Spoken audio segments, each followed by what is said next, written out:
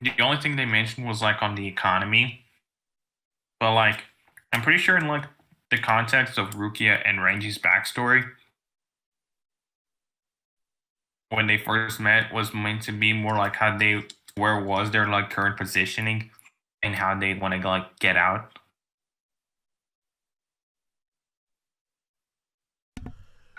When it came to Ruki and Reggie, what we talked about was the reason that they're poor. There was a mention of the economy is such a small thing, and we said that well, the economy is the catalyst of the story because they are poor. They met each other. Why are they poor? Why is that district poor? What are the other districts? What do the captains do? I mean, what do all the divisions do? What is the placement of these divisions within this world of Soul Society? Where are the rich towns if there are poor towns? Where are the rich people? This is all stuff that is world building. Now, world building is not inherently an important thing. It is simply world building. It is simply something, information you provide to the user that helps build the world that you have created. It is, again, not inherently good, bad, nor important. But the thing is, you should not call Bleach is good because though there is good world building within Bleach, Bleach itself does not have good world building when I can't even answer the question of what is your money? First of all, are you ill or something? Yes, I absolutely am. I have a mask over my face, so it might be a little harder to. I'll just talk a little louder. But yeah, I currently have a mask over my face because I'm talking right next to this person. I am sick, and I'm not trying to get him sick. Drink your water, I guess. Get better, I guess. Oh yeah, I've got a lot of fluids. I've got orange juice. I've got medicine. I'm doing everything in my power And to it's get over the. not helping. It's just a head cold, but you know, it's a cold. It makes it worse. Actually, you know what? Just like go to like the hospital and like do the COVID test. Oh, it's definitely not COVID. It's 100. What happened was we live in Detroit, Michigan, and it snowed here a couple nights ago, and I was stuck out in the cold for like 40 minutes to an hour, and I think I just got a cold. Yeah, it's nothing bad. But I'm not leaving the house because I'm not trying to catch COVID. All right, at least it's not COVID. Yeah, it's definitely like none of that. I'm pretty sure in like the context of like Rukia versus rank Rukia. Why did I say versus Rukia and Ranji's backstory in the Soul Society arc? They wanted to showcase where they were. They were giving like some form of an establishment on their positioning. They're like, okay, this is the place where we were, and this is how we got out of it. Yeah.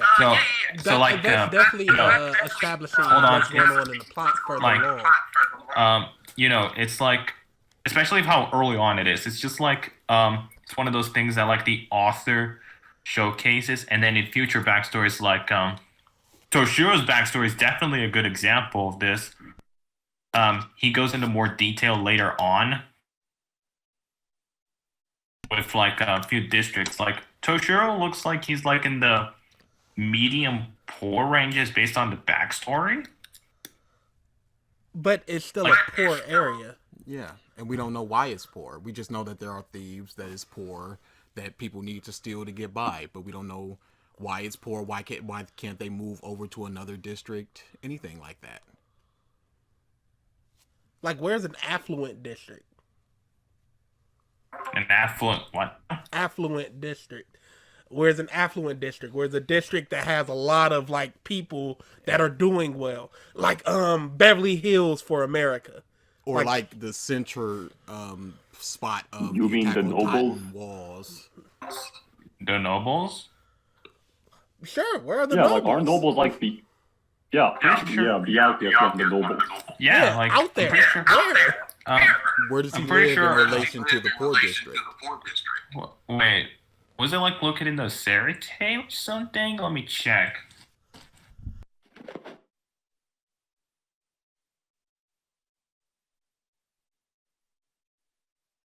Yeah, there was like a in like one of the flashbacks, there was like a point in the story where they mentioned when they shown a younger Byakuya, and he was like training. Let me check.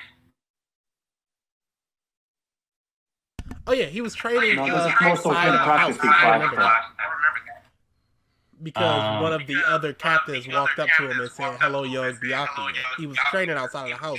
We don't see the outside area of that house. That was his grandfather that did. Yeah, that was like his grandfather. Yeah. Let me see. Based on, not sure. Can't tell based on these drawing, based on like the location.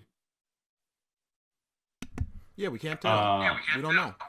That's what world building is. We just know that there are nobles, that they are affluent, that they have money, that they're above the poor. And that they exist in the world somewhere. Hmm.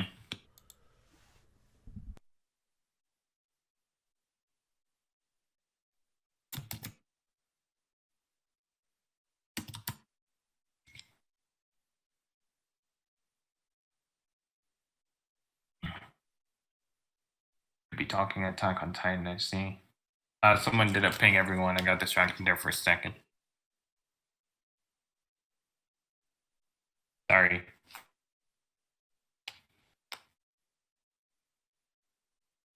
Now, let's see. I just like thought that in terms of the context of like how the riches are distributed, that Central 46 didn't give a shit and just like went with like the easiest method to how to do, especially since they've shown biases. And also with the Zero Division.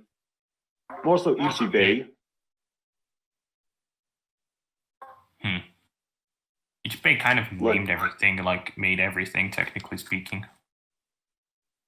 Except his job was to more so keep the status quo and not improve anything. He was just really far more loyal to the noble families rather than the Soul King himself. And technically speaking, the Soul Society arc is meant to expose the outdated system that Shinigami kept using for thousands of years. So let me ask you something. Renji comes from that poor area, and he now has employment, assumedly, with the Soul Society. Why is he not putting money back into that economy to grow it or anything? He came from that place. He knows how bad it is. But when Ichigo and them come up there, they still see that it's a very poor district. Why is he not helping them?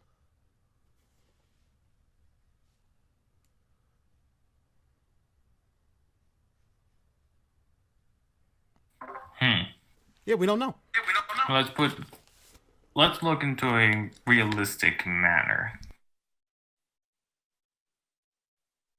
Okay, let's look at it in a more realistic way instead of just going put money into it. Why is he not checking that area? Why is he not protecting people? Dude, there are thieves. Dude, like my dad was like he's like a minister and shit, and like he came from a poor area, and yet he doesn't think of improving it. He's just like, hey, if you don't study, you'll be like that. You could have easily just asked like, why don't you improve that area? That place was just basically more so a fit of survival. No, but your father is a minister. Renji is in a position of power.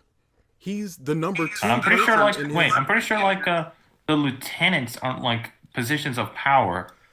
It's more power than the poor people. It's more power. He has power over people in his squad. I can't say that it's not a position of power because you've got the head of it, you've got the captains, and then you've got the lieutenant. Are you telling me that there's no difference between a lieutenant and a grunt soldier? I'm not saying that. Just saying that like Renji isn't in the position of power compared to Central 46. They're the ones who make the rules. Their rules are absolute. You can't go up against them. What is the rules when it comes to poor people? Are you telling me that Renji can't allow... No. What is the rules when it comes to poor people? You said that they make the rules. What are the rules? I'm saying that like Renji has to go through them. I lost. I understand that. Lost my train of thought. No, I understand what you meant. Renji has to go through them to get permission to do the things to help that district. What are the rules that prevent it? You brought up the rules. It's just, the problem with the rules of them creating the rules is we don't know enough about them because that's an aspect of poor world building. We know they exist, we know they make the rules, we don't know what the rules necessarily are, and we don't know how they get those seats. Oh fuck! I just did something. Fucking hell.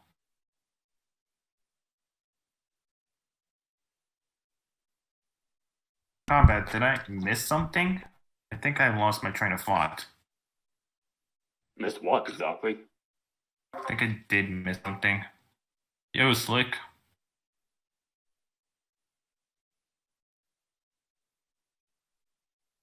Slick joined and died and then joined again. Combat. Did I miss something? Because I think I lost my train of thought. I'm not really sure. They just really more so asked like what the rules of Central 46 really were. The most we do know is like they do it for like the quote unquote good of the Soul Society, despite the fact they are literally biased. Like they let like Tosin's friend's husband like kill her, and he like got away with it. And the Central 46 are implied to never have done anything to him. So are they corrupt? Are they negligent? Yeah, they are corrupt. What are they? I mean, it's pretty much the reason why Aizen killed him. And no, Aizen killed him so he could enact his own plan. Not because they were corrupt. Because if they were there, he needed to be able to say, let's move up her execution, let's move up her execution, let's move up her execution. And we're going to use this device. If they were there, they would have been like, no, we're not going to do that. We're not moving up her execution, such and such. Rules. He needed them out the way so he could become them. And that's the plan I'm also to improve each of us, I guess. Pretty sure, like, even Aizen, when he poses, like, Central 46, nobody was like, think about it, Aizen needed to pose as Central 46, and he could not have seemed suspicious. So the fact that like he was keeping up, like moving up the dates, it should have been believable to like every Shinigami that they would do that Central 46 would do something like that. See, that's the difference. A lot of the Shinigami either didn't care or they went, "Why are they doing this?" But it's our duty to follow what they say.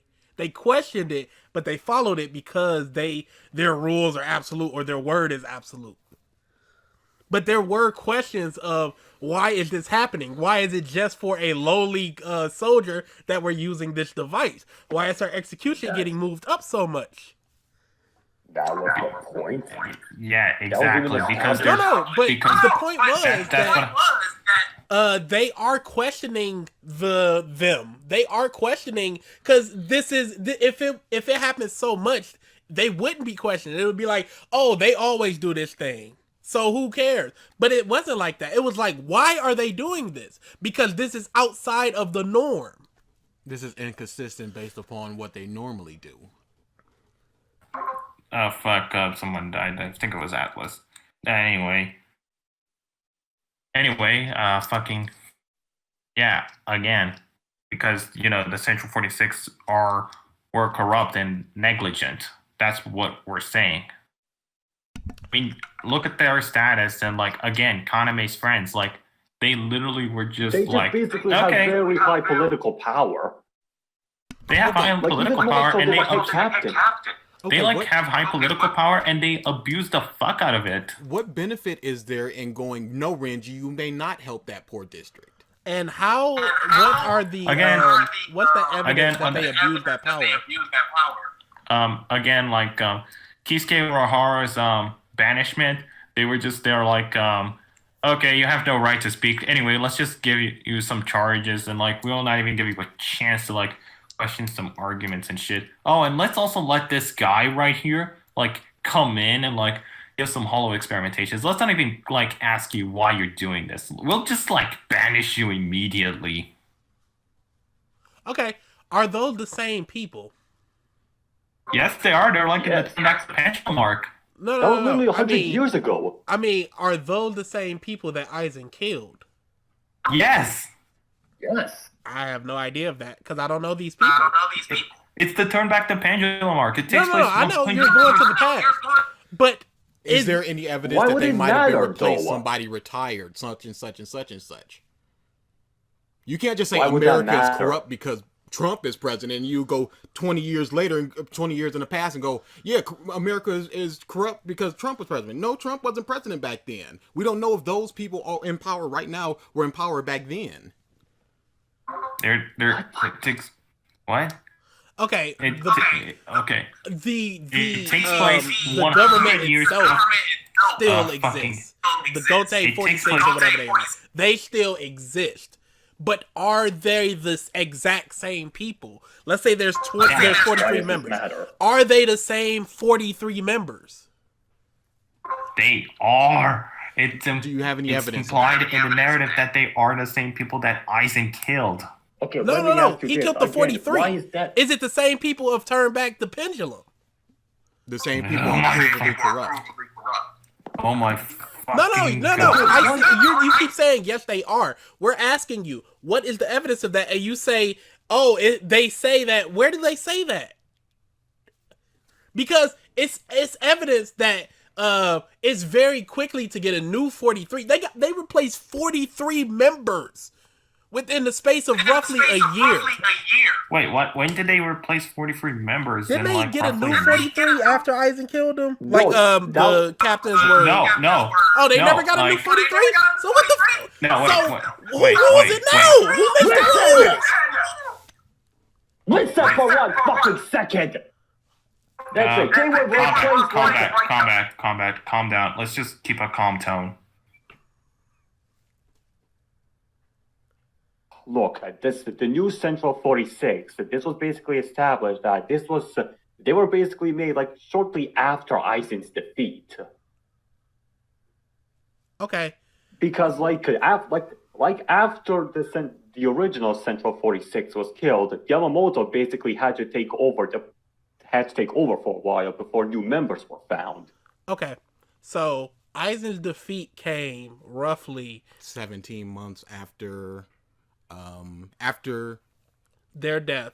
17 months later. wait, no, that 17 months was What? the What? full Yeah. arc. Okay. No, Yeah. that's not what I said. Yeah, it's like wait a minute. Was it like There was actually a scene where the new Central 46 was like imprisoning Eisen to the 18,000 years. Yeah. Okay, And so when right after they were defeated. So even, let's just say 3 months from the time Eisen betrayed them to the time he was defeated, they found 43 new members. Are you telling me that in the 80 years since Urahara left, that there is not a single member that was replaced? And what is the evidence for that? Because by the time Eisen killed these people, Because it's just a of souls. mass of bodies that we see in shadow. That's what we mean by because are like, they the same people? because like yes they are, because like souls in like the Soul Society live way longer than like normal people, so like Absolutely. yes they can live for 100 years. Okay, no, but somebody could have retired. That's what we mean. They could have been assassinated. Why does Because that we matter? have evidence of Yuhata getting his position of power as a captain because another captain retired. What? Remember No, the reason Urahara no. got No, No. the reason why Urahara like became the new Squad 12 captain was like wait. Recommended by Yoruichi. Yeah, he got was recommended by Yoruichi because and- that seat was vacated and- because that captain retired. No, a captain did not he didn't retire. retire. She was like promoted to Squad 0. Okay, even if it's a promotion, that means that there is a position that is open now. Is there no such thing as a position that's going to be open in the 46? How are they vacated? Or do they just rule forever until they just die? Because they found 46 new people very quickly. Let's look at the time frame. So Okay. Yamamoto needed to like let's see, Yamamoto like took place between the Soul Society arc to the end of the Iraq Also, they had arc. to discuss this like with the royal family to find 46 new members. Because then again, they thought they had 3 months of prep time against Eisen in the war. Oh hell yeah. Free they needed to like have 3 months of prep time against Aizen during the war, plus like training, plus they need to like reestablish like the leaders and shit like that. And also because Yamamoto was technically the head captain for over 1,000 years, so the guy knows what he has to do. At the very least, he knows the minimum. Then why do you need 46 rules? Because all of them died. No, you said that Yamamoto is 1,000 years old and he knows what he's doing. Why do you need 46 rulers? If they're all corrupt, if they're not doing their job correctly, why do you need 46 of them if Yamamoto can do the job himself? It's just really more so based on politics. It's like politics-based shit, and like I'm pretty sure like the Gotei 13, yeah, they're like the military in comparison. Yeah, they basically just more so also relied on military power or whatever. Okay. Like you guys you know like you know fucking like you know in the fucking real world, like we have that shit. Like fucking general can like be older than like the president, you know? Yeah. Yes, but he literally said he's been around for 1,000 years and he knows what he's doing. That's the point that I'm focusing on. Why is he just not ruling by himself? Why do we need 46 people? Here's where I was going, which ties into your thing. You guys keep saying it's about the politics of the series or the world. We don't understand the politics of the world. We don't understand why somebody becomes a 46 member. We don't understand if 46 members are substituted. We don't understand the hierarchy of this person makes the decision. Checks and balances. We don't understand the political system of Soul Society. That's part political of system. Again, we don't care about the hierarchy of the Soul Society. We have like the souls that inhabit the Rukongai places, and then we have the Soul Reapers in the Serite, and then we have the Gosei 13, who are the defenders of the world, and then we have like the Central 46, who are meant to keep the rules of the Royals as well. Almost forgot about the Royals, who are meant to like keep order in the Soul Society. The Royals also get to like combat. Was it like shown that the Royals get to communicate with like the Zero Division, the Soul King? Yeah, something like that, I guess. Yeah. So are the Royals above the 46? Or are they below them? Or do they sit on the same like political seat and can we veto that bill as the I think they do. Family. They are technically above the Central 46, but they just basically do let them do whatever they want. Okay, so I mean, then again, Byakuya didn't even give a shit on like what they did. Hold on. I'm sorry, keep going. Wait, did I just say the wrong words? Combat, did I say the wrong words? Not most Byakuya is just really most of that type. It's just really damn strict when it comes to rules. Yeah, like he just upholds them, and he just upholds them. Okay. What does the Soul King do?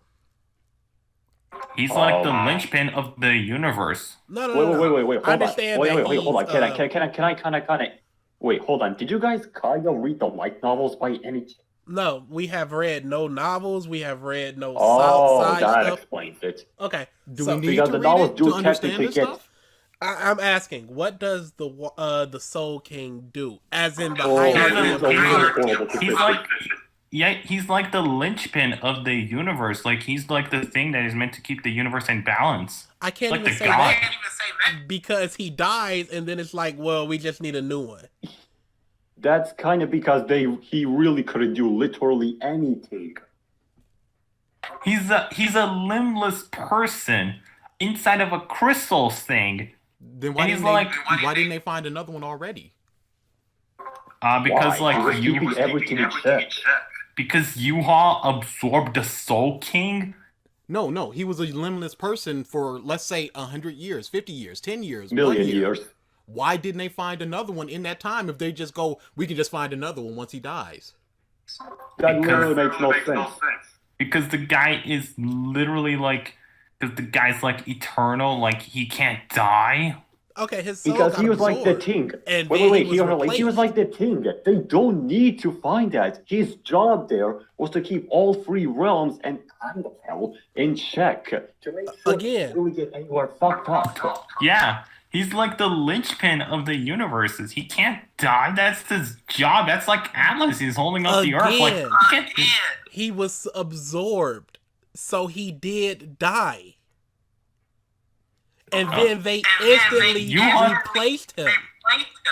Yuha like took his place as the Soul King. Yuha took his place. And is Yuha there, alive, available to rule over the three realms? He's more so stuck in a limbo between life and death. It's more so Yuha's corpse that takes over. Yeah, he's like alive. Oh wait, I just kind of remember something. Because finding the next Soul King, like let's say hypothetically that the original Soul King was becoming unstable, keep the world checked. But finding another one like that is literally impossible. Because the Soul King is basically like Ichigo. He's a hybrid of Soul Reaper, Hollow, Fullbringer, and Quincy. Where do you find someone like that? Ichigo. I think some like circumstantial shit, just like have like a parent who is a Shinigami. Quincy, wait, what happens if a Shinigami smashes a... I'm curious now. But anyway, right now, who is the Soul King at this present moment? Yuha? Yuha? Is he doing his job governing those three worlds? Does he care about governing the three realms? Well, you're talking as if he's conscious to begin with. So he's not doing it then. So we don't have a Soul King. No, exactly. No. Okay. What they're saying is that the Soul King's spirit he's like holds dead. everything together. He's like alive, but dead. He's like in this weird limbo. And wait. Hold on, calm bros. Mm-hmm. Like, you guys have technically watched all 5 parts of JoJo, right? We have watched all 5 parts and read all 8 parts. Okay. Like, you guys do know who Bruno Bucciarati is, correct? Yes. No, I'm not familiar. He's okay, joking. okay. Yes, he knows who Bruno is. Like, okay, you guys technically know what happened to Bruno after, like, Giorno revived him back. Like, it was actually implied multiple times. Whoa! Something is very wrong. Assassin, can you mute? Assassin. Yeah. Like, Bruno, his body was dead. His soul was a reanimated corpse. His body was a reanimated corpse, and his soul was within it. So that's basically what Yuwak is right now. It's a lot more, horrifying. No, I understand that, but... This is where the guy next to me is gotten confused on that. When you guys say he governs over all of these realms, it makes it seem like I'm just explaining it. It makes it sound like he governs over the 3 realms. That's not what actually happens. I'm explaining it. Hold on. That's not what actually happens. What happens is his spirit keeps the realms from breaking apart. Okay. So he does not need to be conscious or making rules or anything. He just needs to exist. Okay, I dig it. Yeah, that's basically that. Yes, that's what we're saying. That's where his confusion came in. That's basically like he's doing this against his will. Yeah, we understand. No. Simply his existence is allowing this to happen. So do we need to continue? Has absorbed his existence. He regulate. No, I understand it now. That was just a bit confusing. Okay. Fucking good. Fucking beautiful. Chef's kiss. I'm happy. All right, so let's get back now to the main point. Corn, how is it going so far? Corn, you alive? No, she's dead. The Spurg matchup killed him. Anyway. Alright, so what should we do right now? Do we need to back on the economy point or something? Like the hierarchy or something? Or do we finish the whole world reason building? we got to the Soul King is because we were trying to figure out what the political standings was, because you've got a senator, you've got governors, you've got mayors, and you've got the president. As far as United States goes, you've got the House and the Senate. You've got the House and the Senate. You have so many checks and balances as far as the government goes. For something like One Piece, you have the three great superpowers, which are the Shichibukai, the world government, and the Yonko, which keeps everybody in check and doesn't let anybody in particular rule over the world. So what is the hierarchy as far as, we don't have a really Senate, we don't have a House, we don't have a mayor. We basically have a president, which is 46 people. And it's just like, it's not even a president, it's more like a dictator, and yet there's still some people above him. What? Oh, I was saying it's more of a dictatorship, and then there's still people above him when it comes to the nobles, because the nobles are the bridge between him and the upper people.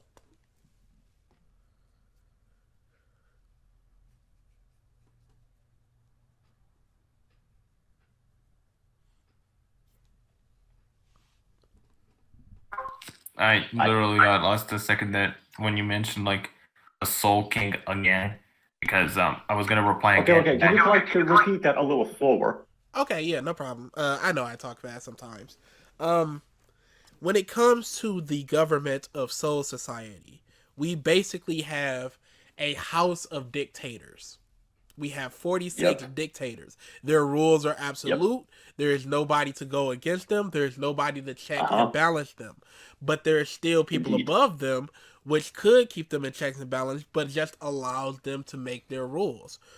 How do those people get into that position of power where they're so believed in that they can just make any rule they want and everyone just accepts it? Like, technically speaking, Byakuya, one at a time, please.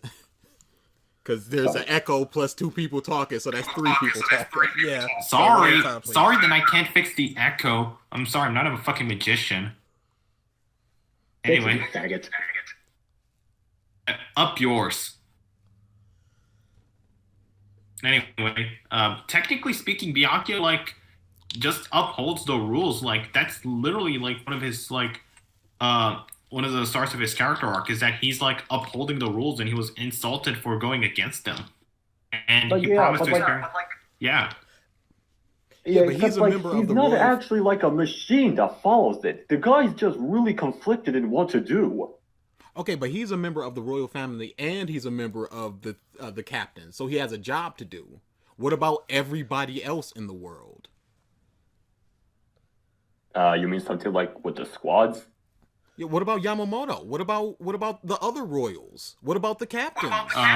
Again, Yamamoto is like there to like uphold the rules as well, because like he's basically the military leader.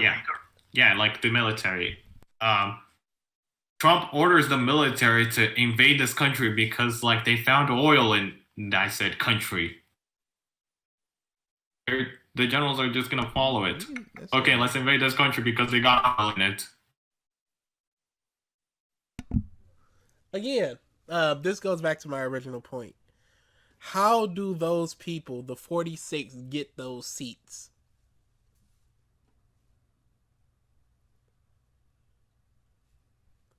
If I remember correctly, you have to be like a circuit combat.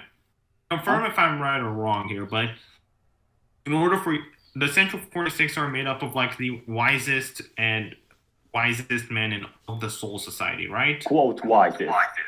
Yeah. Okay, is there a test?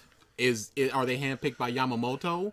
How do you prove I think that it's you are just more so that actually Yamamoto did kind of say I think if I do remember correctly that like during the scene where he was actually kind of talking to Rangiku and Toshiro. No, wait, I don't think it's that one. But basically, he did say he was actually going to discuss with the royal family on like what to do with the Central 46.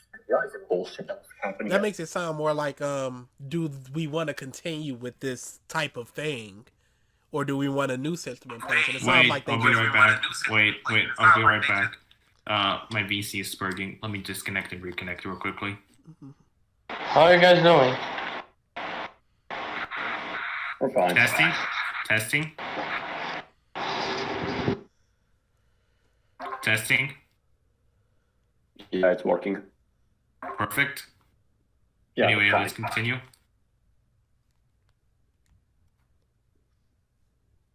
Yeah, like I just said before. Yamamoto ended up he was actually kind of discussed with the royal family, like who to pick on 46 people to take over the position that they originally did once held. Oh, ooh, okay. Yeah, we're looking on the Wikipedia. The Central 46 Wikipedia. receives a mandate from the Soul King to act in his place and so considered for all intents and purposes. So there was at some point. Wait, can I have the Wikipedia link? I want to Look up check the it. Central 46. There was. I'll link it to you though. There was at some point some type of decision made to where it's like we need to act in the stead of the Soul King, but we don't know what happened there. We don't know the history of how they became these people in power. I'm not really like let's consider like the context of that situation. Like this was basically during where like a war was happening. I'm not really sure if like back then if people would have really cared all that much for like how these random 46 background characters were picked up and like have like 5 episodes. Okay, but that's the thing. They rule everything. They're not random. It's one thing if they're random 46 people that own a shop somewhere. They rule everything. They mandate everything. This should be cared about.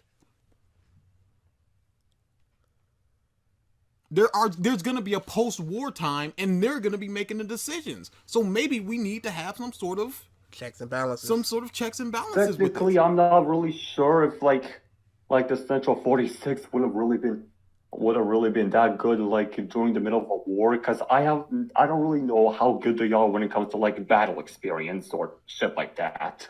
Yeah, we don't know.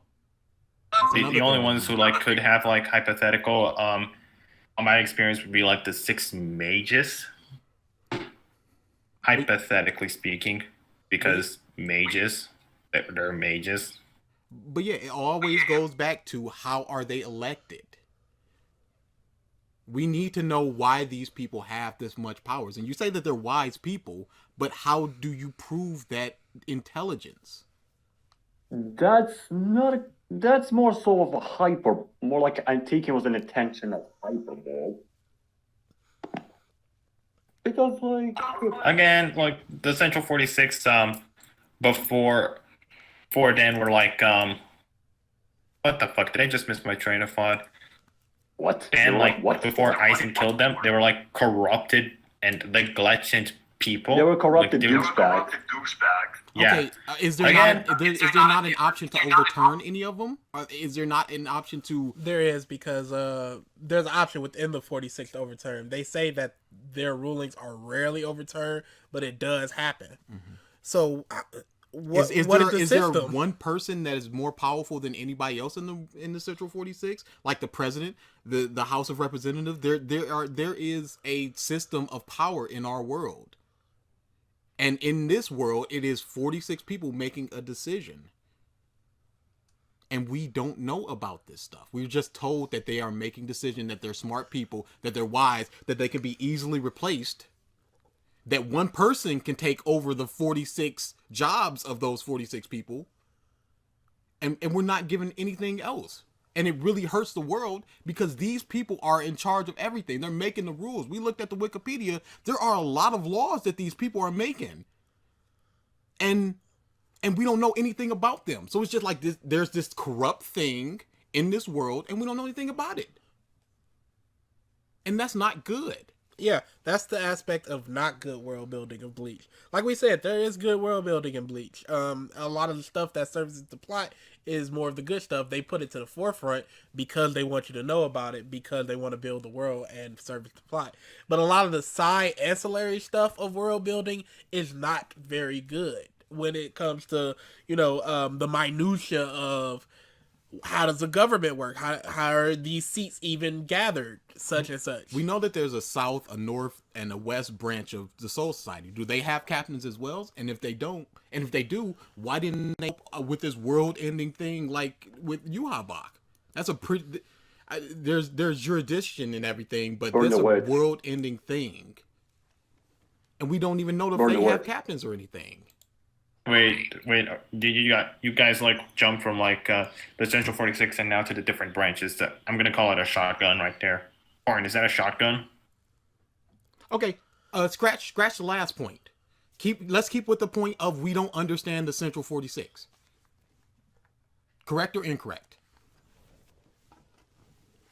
We understand what they do, but we don't understand how they get there, how they're replaced, or even how these laws are voted in. A shop owner, that's nothing to care about. But these people are ruling Soul Society, making laws, and they are very corrupt. And nobody's doing anything about it. And nobody's really talking about it. And nobody cares. In both Soul Society and as us, the audience, it's just like, wow, they're corrupt. Let's move on. Correct or incorrect? I guess that technically comes from the Shinigami arrogance.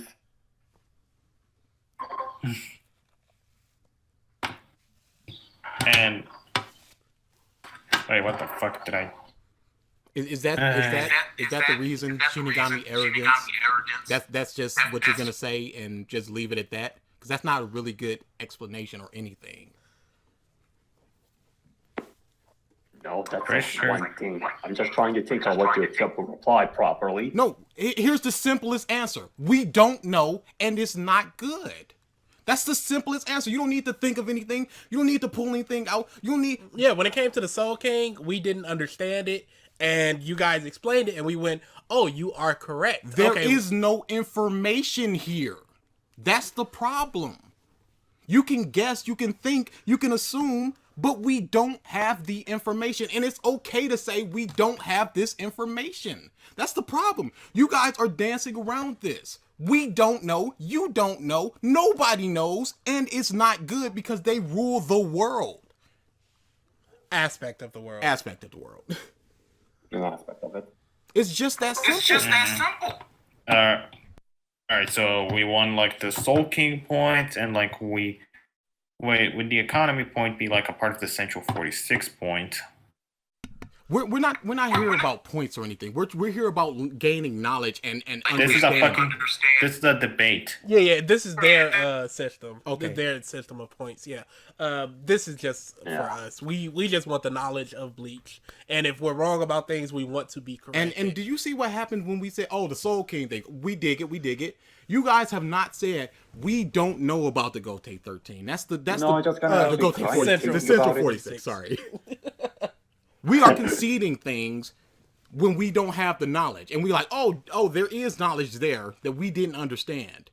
There is not knowledge here. And you guys are just like, well, maybe, will this, we think this, and this. That's because there's these like things in the series like where you can extrapolate and be like, oh, so that's like what it's implying. Wait, assassin list, goddammit. Can I just say, when you say you can imply this, implication means that hold on. We need to make sure that our moderator is alive. Corn, are you alive? Like I said, he's dead. Fuck, he's dead. GG. But when it comes to, I'm not really sure about this. Wait. 46 points. Like, okay, like, can I just kind of talk here? I'm here, sorry. I just assume, and this is just an assumption, like, maybe, like, the light novels are kind of canon. Oh, Court, you're alive? Elaborate on this. Yeah. I haven't read it, so I'm not really sure. The light novels or something? Yeah, it's just an assumption, though. The Central 46 part, the Central 46 part for me, I personally never paid attention to it. I just like got the idea of it, and I was like, No, oh, it's I not see. So worth that's how it paying works. attention to until you start talking about world building. Again, we do not care about world building like that. But when Rand brings up world building and that Bleach's is good, then you have to question it. And now that we're looking at it, we're all just going, I assume, and it implies, and we don't know. When you say it implies, that means that you are just strictly making an assumption because it does not say this thing. It implies it, and you're reading into it however you wish to read into it. Okay, it's like going something like this. Let's say, I don't know, like fucking Dragon Ball. Let's say like Goku gets this like a new ability that like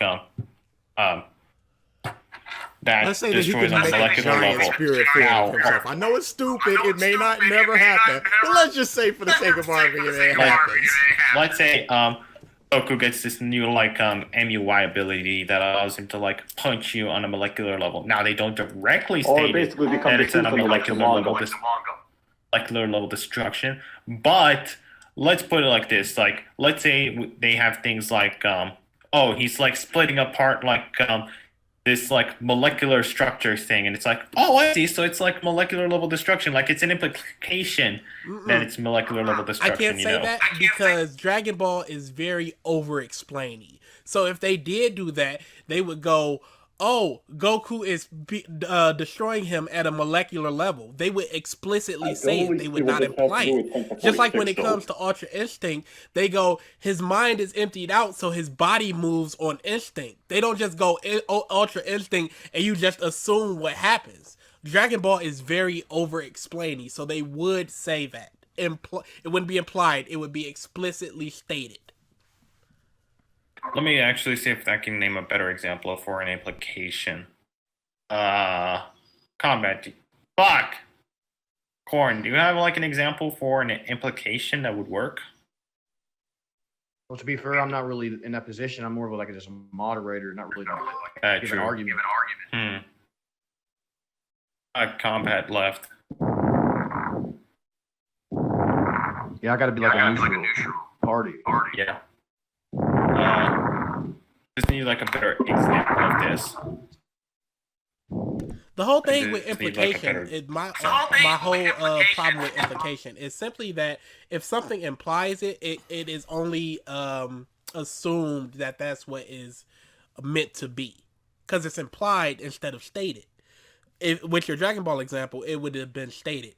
With the Central 46, even if you say it's implied, which I have no evidence of, but even if you say it's implied, you can only assume that that's what it meant to do, as opposed to them saying, this is how these people get this position of power. This is how these laws are enacted and created. This is how we veto something.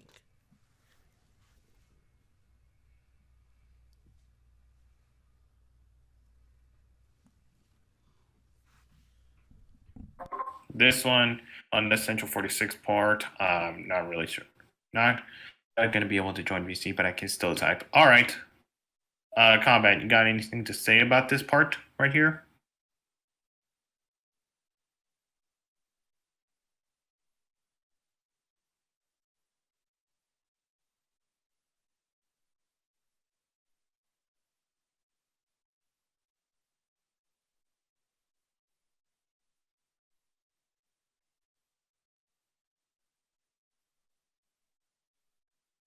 Yeah, he doesn't have a point against it. Yeah. We don't know. That's all there is to it. That's the simplest answer. Not sure on the Central 46. Maybe it's something I need to reread the manga for. Should we leave this point to the judge? If anything, I would just want them to be killed off again. If anything, if they would have explained them, we could have said such and such. Yes. But they don't. They say, hey, this is the Central 46, and they rule over our soul society. In the past, they've done corrupt things, and they're now doing things that we're questioning. But it was really just Aizen. We don't know how these seats are filled, because after Aizen's defeat, we have 46 new wise men. Instantaneously, almost. Should we Within leave? months, they found 46 people to fill this position. When one person could do it by himself. How did this happen? We know why it happened, because the positions were vacated because they were all killed. How does this happen? That's world building. And again, we don't really care about world building. But if you call it good, you gotta get called out on it. And once you're called out on it, you can't go, I assume, and it's implied. You have to go, this is how they built that world. This is the Central 46.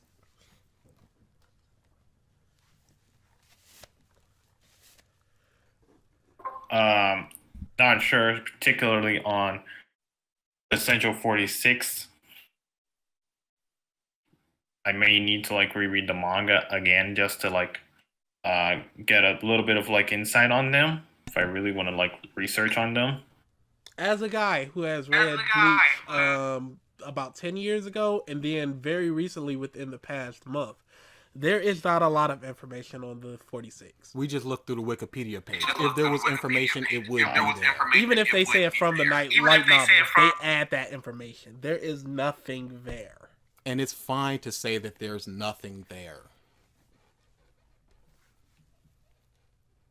Should we leave this point to Corn? Do you have an answer?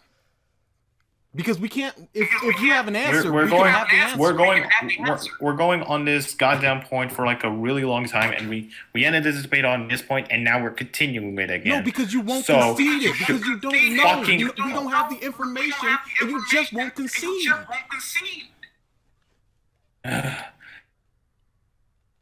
No, I don't think I have it with Central 46 with an answer for an answer. That's all. Thank you. That's all there is to it. Because there's not the information. Corn, can you explain to them what I'm trying to say by like leaving this point up to you? I would assume you mean that you're trying to turn to the moderator to go, do they get this point or not? No, I mean like we can leave this point up to him on who won, so that we can continue with the debate because we've been going on it for a very long time. Do you believe that you can counter our points here? Because if you cannot, that's a concession, and that's an automatic loss. That's not that we don't even need Corn at that point. Corn, Shinigami, like to be fair, like objectively, right? If y'all left it at this point right now to the judges, I would actually have to favor the one like their premise hasn't been countered is the thing. Like their premise still stands. Like I'm not even saying I'm your friend, but I have to literally look at it critically under a lens, dude. Like I can't be Thank you. Like, it hasn't been countered. He doesn't have a counter, and he just won't say that he doesn't have a counter. We said we didn't have the counter to Soul King because we were wrong about the information. That's perfectly fine. Conceded the point. You don't have the information here. That's all it is. You're concerned about winning. We're concerned about talking. And learning.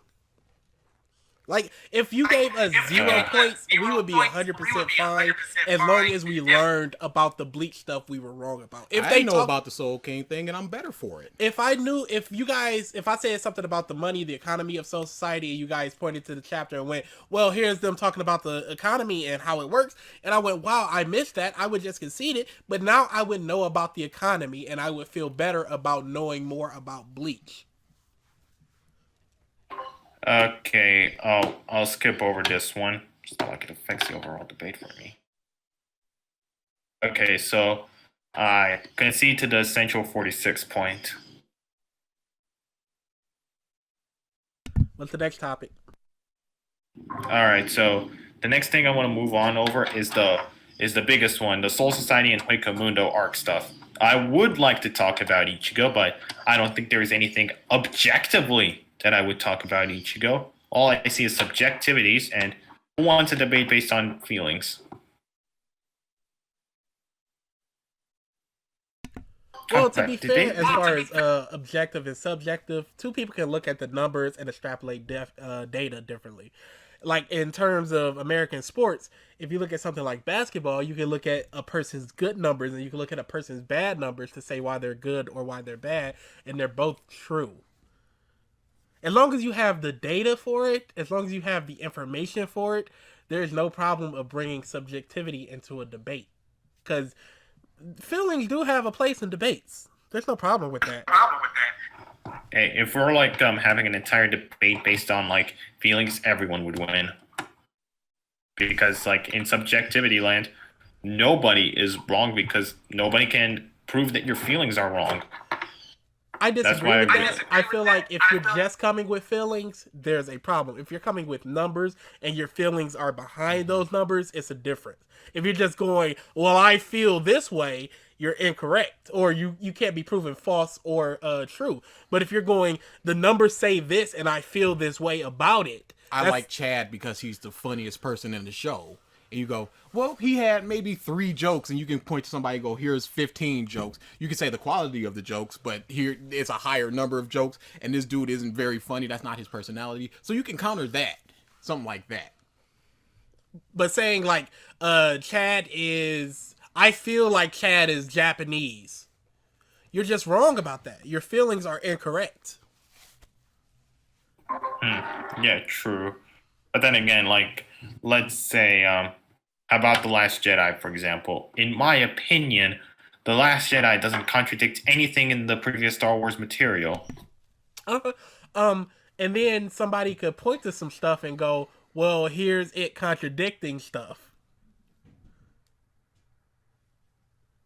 There's no, like, you could extrapolate data from there. We're not fans of The Last Jedi, so we're not even, this whole subjectivity, objectivity is just a side point as we head towards our next point. But, I would have liked to talk about Ichigo, but I would really like to talk about Ichigo, but Eye Patch Wolf, like, only mentioned, like, reactionary shit, and Imran, like, pointed out how Ichigo is active and reactive, and there's really nothing for me to extrapolate that is like objectively wrong to have the debate on. I'll just say all I can say is like I prefer Ichigo as a protagonist over Luffy. How much of One Piece have you read? I'm still like in the middle of One Piece, but so far I'm like I prefer Ichigo over Luffy. Give me an arc. Give me a moment. Give me something that happened around where you are. I'm still like starting like episode 31 was like a massive stop over One Piece, but I'm still continuing it. Episode 31, that's roughly around Arlong Park. You're not far enough to. There are 900 episodes. Of course, you're gonna like Ichigo more in 300 or 400 episodes or chapters or whatever than 31. Chat. That's not a fair comparison at all. You have 10 to 15 times more information for Ichigo. Combat. I'm asking. Is there anything that is like objective that we can talk about Ichigo, or can we move on to the Hueco versus Soul Society? Mm-hmm. While he's talking about that, let me just say, as far as proactive and reactive, I don't care. All American superheroes are reactive. There's no problem with being proactive nor reactive. Yeah, I think we prefaced this in the video going, we don't care. It's whatever. Who cares? I don't know. We brought up Yu Yu Hakusho. We were like, Yusuke is amazing, and he's pretty reactive. Yeah, there's no problem with it. I don't know why people feel like there's a problem with being a reactionary hero. It's all about what you do with it. That's what everything is. Coincidentally, like some of the more like famous characters are like active. Like I think Marty McFly from Back to the Future is a massive example. Yeah, he's super reactive, and then he becomes proactive at some point. But again, nobody's thinking in the terms of reactive, proactive until somebody points out reactive or proactive, because it's a fairly nothing burger. Just enjoy the character and the things they do. Are they doing good things to you? If yes, then enjoy it. If no, then point out why.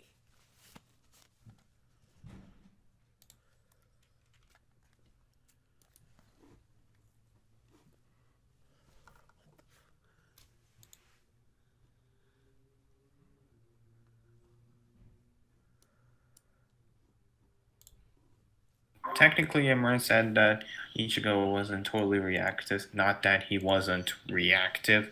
Yeah, true. Yeah, there's nobody that's 100% reactive. He just said the word actively so much that just trying to make his point. Like he actively looked for these people to train him. And it just got annoying. Wait, did Eye Patch Wolf actually explain something in the video, like about the Ichigo as a reactive character? I try to rewatch it again just for the sake of like this debate, but I'm like, wait, did he like say anything at some point? In the 4 years later, he furthers it. He goes, Ichigo's still a reactive character. I still feel that way. I think his point is something like Rukia gets kidnapped and he has to go get her, and or Hime gets kidnapped and he has to go get her. So he's just reacting to the situation instead of trying to solve the problems themselves or whatever. It's a dumb point. Weird point, practically speaking, because if like a character is bad because they're reactive, then like let's see, Iron Man in like the MCU would be a bad character because like in the first movie, like he legit just like is reacting to how his weapons are being used. Yeah, and nobody, when they talk about Iron Man, goes reactive or whatever. They talk about his character, his actions, all that type of stuff. And Eye Patch Wolf is just focusing on this one thing just to make his point. Eye Patch Wolf was a trash man. he gathers trash and he puts it in his video. He is weird. He's weird. He's good at explaining stuff that he likes. Like I said before in the first debate, he like explained what I was trying to give emphasis on and why like Imran was referring to like why he wished Wolf looked at later Bleach like Aranka arc and beyond with the same lens that he looked at Substitute Story per arc Ichigo, Substitute Story per arc and Soul Society, is that he was referring to like Eye Patch Wolf gives like details on this and that and everything, but in this video it's just like this. Anyway, let's move on. And this. Let's move on. Like, that's what happens after, like, Soul Society with him. Heck, he freaking said that Poikemundo is hell. Yeah, he was wrong. He's wrong about things. That's all. So if we're not talking about Ichigo, we can just move into the next thing. Alright, so, about the Soul Society and Poikemundo saga's quote-unquote similarities. What were you trying to make a point of when you said in the video about when Ichigo and the gang like met up with Nell and like their giant worm thingy? Basically, Eye Patch Wolf made the point of they go to the place and then fight a giant thing. And I said it would make a lot of sense if he pointed out the worm as the giant thing as opposed to the thing they actually fought, because it wasn't the big dude. Yeah, it wasn't exactly the same. Like just big thing versus big thing. There's no real point there. That's fucking vague. That's fucking vague. Yeah. There's no real point there. Okay. How about let's see the next one. Chad being defeated by Shunsui Noritoro. How about that one? What about it? That it mirrors him losing to the captain. Yeah, I think. Did you say that? I think Wolf said it, and then Rand said it, and then we might have agreed with it because it is just Chad gets stomped down. I think we said that yeah, there are similarities, but it's all about what you do with it within the arc. And I think we also said that if you look at anything, two things, you can like pick at, oh, these things are similar. Our biggest point was that they come right after each other.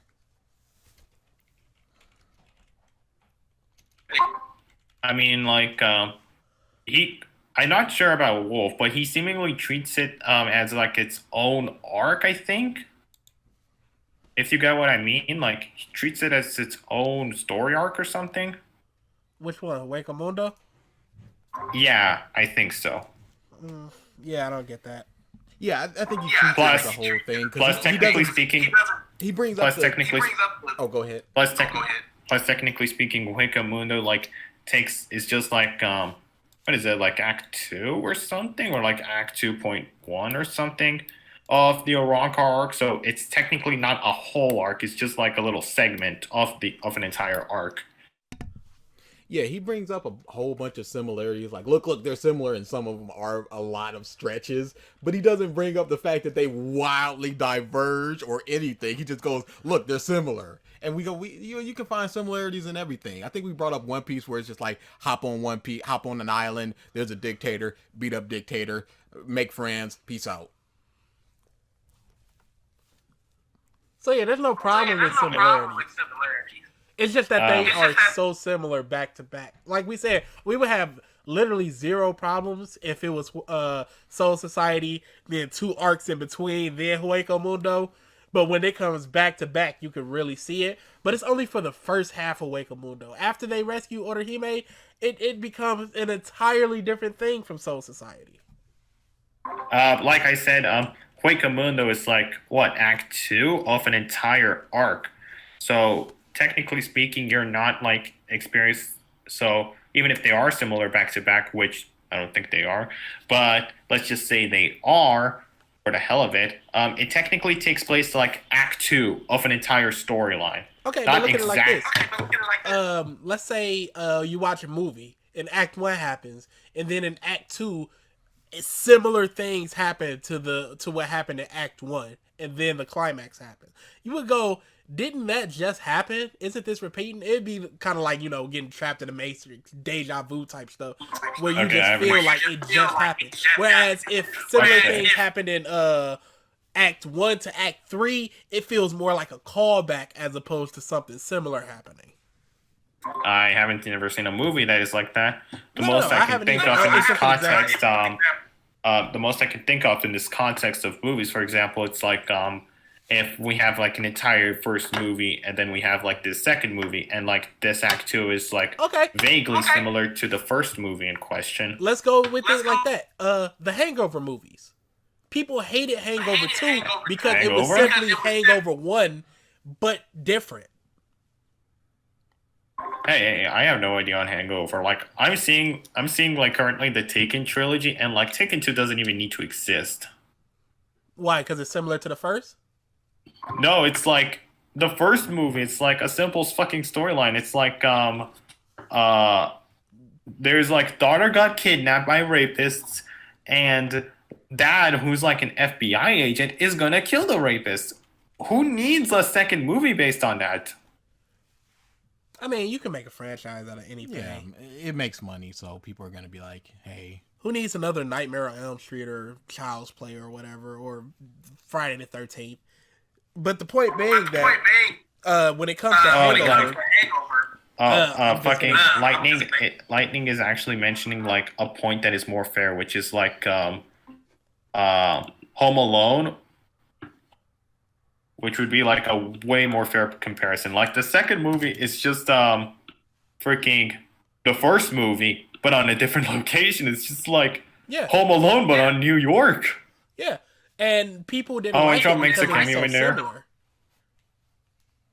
But if you made that like the 4th or 5th movie, it feels more like a return to roots or a callback as opposed to being the second movie. Like, this just happened. We just saw this. You're doing the same thing, but with a fresh coat of paint. You're just inverting the colors. I've seen like the Nostalgia Critics review of like Home Alone 3. I didn't watch the movie because it looked shit. But a more fair comparison would be like Home Alone 4. It's literally just like Kevin... he goes to like this house and he's trying to prevent thieves from stealing stuff from that house. It's like the first movie, I think. Except the house is like high tech and rich, and like they're all played by different actors. Like, I thought that it was going to be a different kid just based on like the actor, but it was like different apparently. And I'm like, what the fuck? Yeah. You see it a lot with things like video games too, where if a new game comes out, it's just like, it's more of the same, but just different. And I think that's what people have a problem with. As opposed to, let's say, something like Mortal Kombat, where it switched to 3D with the 4th game, and then it was a 3D era for like 12 years, and then it went back to 2D. People didn't go, wow, it's like the first game. They went, wow, it's a return to roots.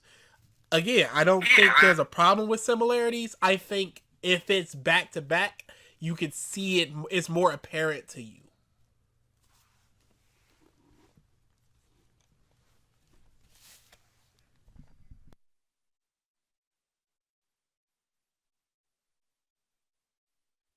Oh, and also with the Hangover thing, it's basically the same thing.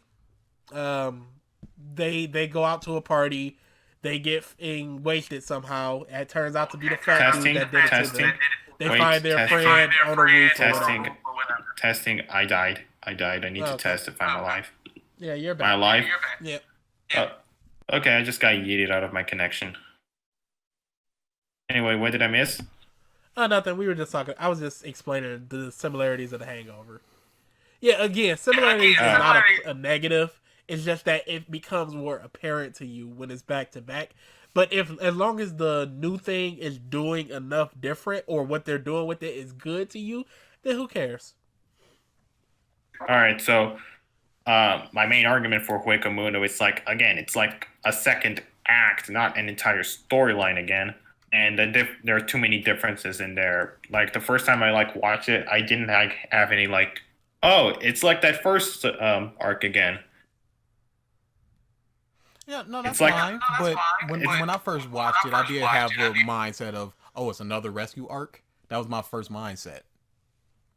To be fair, he got into Bleach very recently, like last year or even earlier this year, and marathon this year. It's like 2 years ago. Was it? Okay. This year is this year's a negative year. It doesn't count. But yeah, 2 years ago. Yeah, he ran through it. He ran through the entire series, so it's way more apparent to him marathoning it to just be like, oh, this is just like what just happened, as opposed to somebody reading it weekly. They may not necessarily feel those things like I did when it first came out. I haven't read Bleach weekly because I wasn't in the age group at the time to be in that, and even then, the only anime I've watched would be Dragon Ball, obviously, a little bit of Naruto and Speed Racer. Yes, I did. Oh yeah, Speed Racer is cool. But like I was saying, as a weekly reader, you really start feeling some of those things. I mean, even as someone who's rereading Bleach over and over and over again just for power scaling scans and character analysis for Ichigo and shit, just to prove that Ichigo is actually layered and shit. I mostly feel oh my god, this series is so big. I mainly feel like how big Bleach is, not the quote unquote similarities between Soul Society arc and Huecamundo arc. I don't feel it. Even when I reread Bleach a million times, I don't feel it. Yeah, I at this point I wouldn't feel it either, because I've already read it 2 or 3 times. I wouldn't look at it and oh, here goes the similarities. I wouldn't look at it like that. But as a weekly reader, I was really this just happened in the previous arc. But now, during my reread, I didn't feel that way. Let's see. What other quote unquote similarities did I patch point out Imra encountered and you countered him? What other ones am I missing? I think one of his ones was he fought somebody and then they became an ally later or something like that. Oh, the Yoruichi Nail comparison, which isn't the Yoruichi Nail is shit. Nell was taken out of the Espada by force. Yoruichi went that on her own will.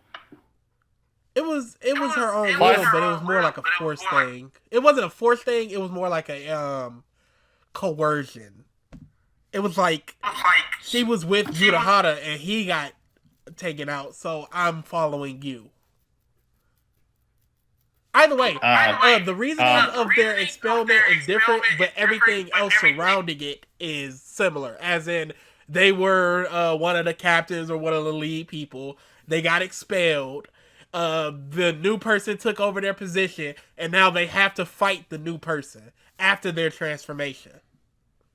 Which is very much a very vague argument, much of Eye Patch Wolf's argument.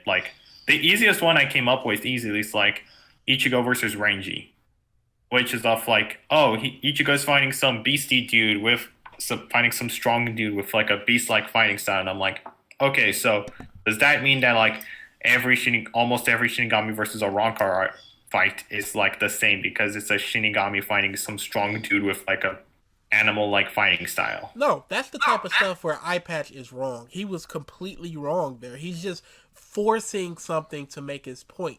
But as far as the Nail Yoruichi comparison, I feel like that's an apt comparison of similarities. The Reggie and Grimjaw stuff, dumb. Throw it out. But the Yoruichi Nail stuff, I feel like that's an apt comparison of the similarities between the two arcs. That one is still very much vague. Like, that's too vague. Yoruichi had to save her best friend and Takedo. Yes, yeah, again, like the reasonings behind their expellment from their group or the Soul Society or whatever is different. Absolutely, that's different. But as far as the overarching thing, the plot beats of it is the same. You were captain, you were expelled, you ran away, and now you're a smaller form thing, animal for Yoruichi and a child for Nail. A bit of a guidance in the respective worlds. The people that you were training took over for you, and now you have to fight them after you get your original form. No. Neliel didn't train Noritora. The most you can say, or it was under them. My bad. Not trained, but they were under them. No. Noritora wasn't even under her. He was under her in terms of power. Wait, what is the word I'm looking for? They're like this. Noritora was being an incel. I think he wasn't like Noritora isn't like under her since they're the same rank. They're the same rank right now, but in the past, wasn't she of a higher rank? No, they're like both Espada. That's what the context I'm looking for. No, I was talking in terms of numbers because they have a hard number system in the Espadas. Oh yeah, that's true. I was mainly like going over like their ranks as like Espada. Yeah, but that's like you can't say that Coyote Stark is the same as the number 9 dude. They're different in terms of strength. Didn't they say something like each one is like 2 or 3 times stronger than the previous one? Yeah, I'm like looking at the wording like weirdly, but like Neliel didn't train Noritora. Yeah, that's fine. But what about all the other stuff? Again, for the case of like the training, no, what the fuck was I missing? Them being expelled. Again, Neliel was forced out of it. It wasn't upon her will, and Yoruichi was like, she went out of there willingly, which I mentioned earlier. Yeah. And then we have like, with the case of like, training the protagonist, Nell never trained Ichigo. The most she did was like, help him fight against Noritora. We didn't say train. I said guide. I said they trained the person under them, which I wait. Guide in what context? Like, what do you mean by guide? Was just like, hey, the Hueco Mundo is this large. It's gonna take us such and such amount of days to run over there. And Yoruichi, she was a guide in running around Soul Society and everything. Although technically speaking, unlike Yoruichi, where she was like separated from the main group, requiring like Ichigo and Ganju to have a secondary guide in the form of Hanadaro. No, but was she a guide before? Were they both guides? They were both guides, but technically speaking, Ichigo had 2 guides in the Soul Society arc, whereas he always had Nell by his side. No, that's fine, but they were both guides, and that's a similarity. We're not saying it's a 1-to-1. But it's a lot of the same beats. Like, same, different, same, different, same.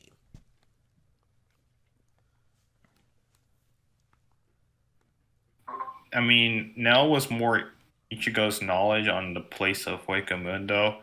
They're saying, like, so was Yoruichi. More specifically, Las Noches. Oh, yeah, that's true. Yoruichi was, like, a more overall type deal.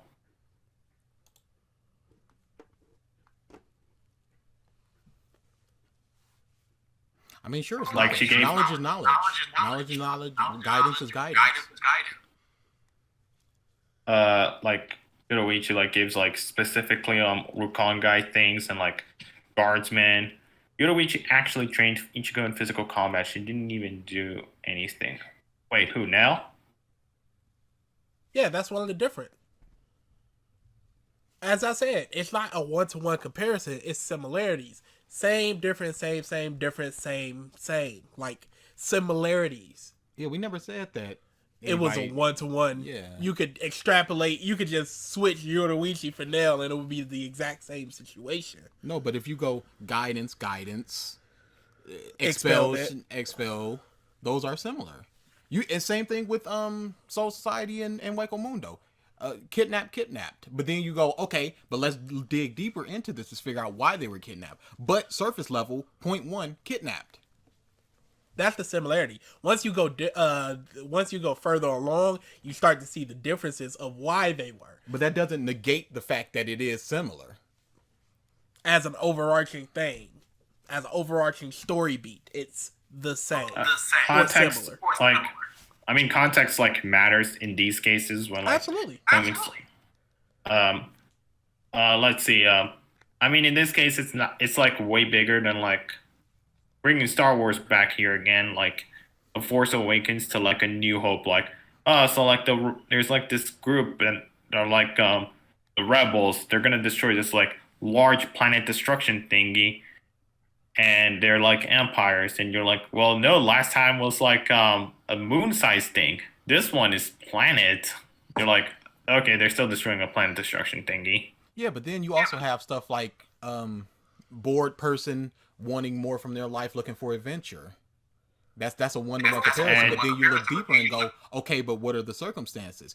Luke is bored because he's just on his farm and going, I want more for this life. And Rey is on her little planet going, what more is there out there for me? My parents may not be coming back. There was a point where she looked at the old lady doing the same thing that she was, and there's that look of just like, am I gonna be doing this for the rest of my life?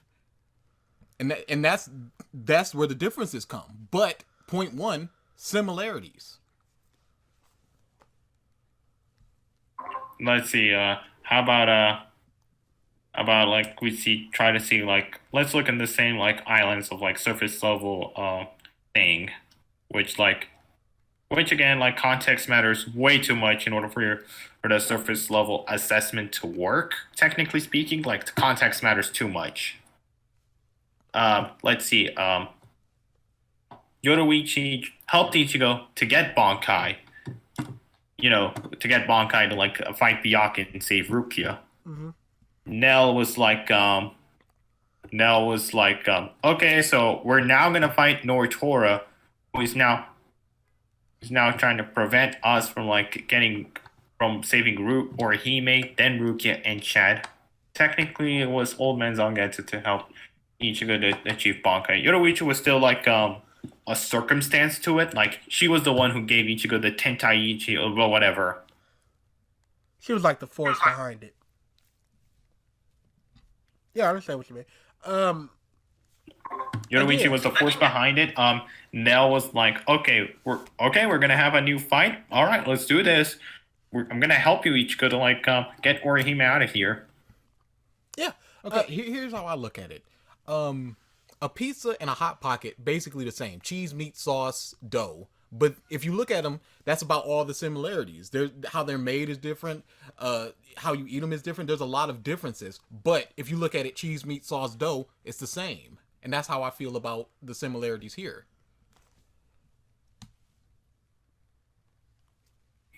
This one is still pretty vague. Like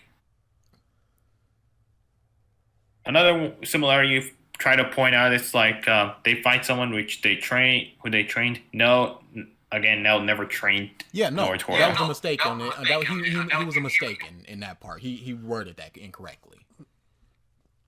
Someone they had an intimate past with. Intimate in what way? For Soifon, you know that one, but for the other one, for Nell, it was constantly just like fighting every day. Come toward me, I'm gonna beat you. Men are better than women. A rivalry sort of thing. Noritora's sexist views. Yeah. But it was a intimate past. It was more than what your typical Espada will be. Like Coyote Stark and let's say Holly Bell, there's not gonna be a lot going on. Yeah, if Nell fought Coyote Stark, there'd be nothing there. But she fought the one person that she has a history with. I mean, it technically like serves like both of their like development. You know, like it's like for their character development and shit. Never said it didn't. It's like, But that's just the similarity between But the two. point one is similarities. There are big There are- differences there. There are but differences. There is context. There is driving their character development, all this extra stuff. But person you had an intimate past with, you come back to fight. after transforming back to your original state.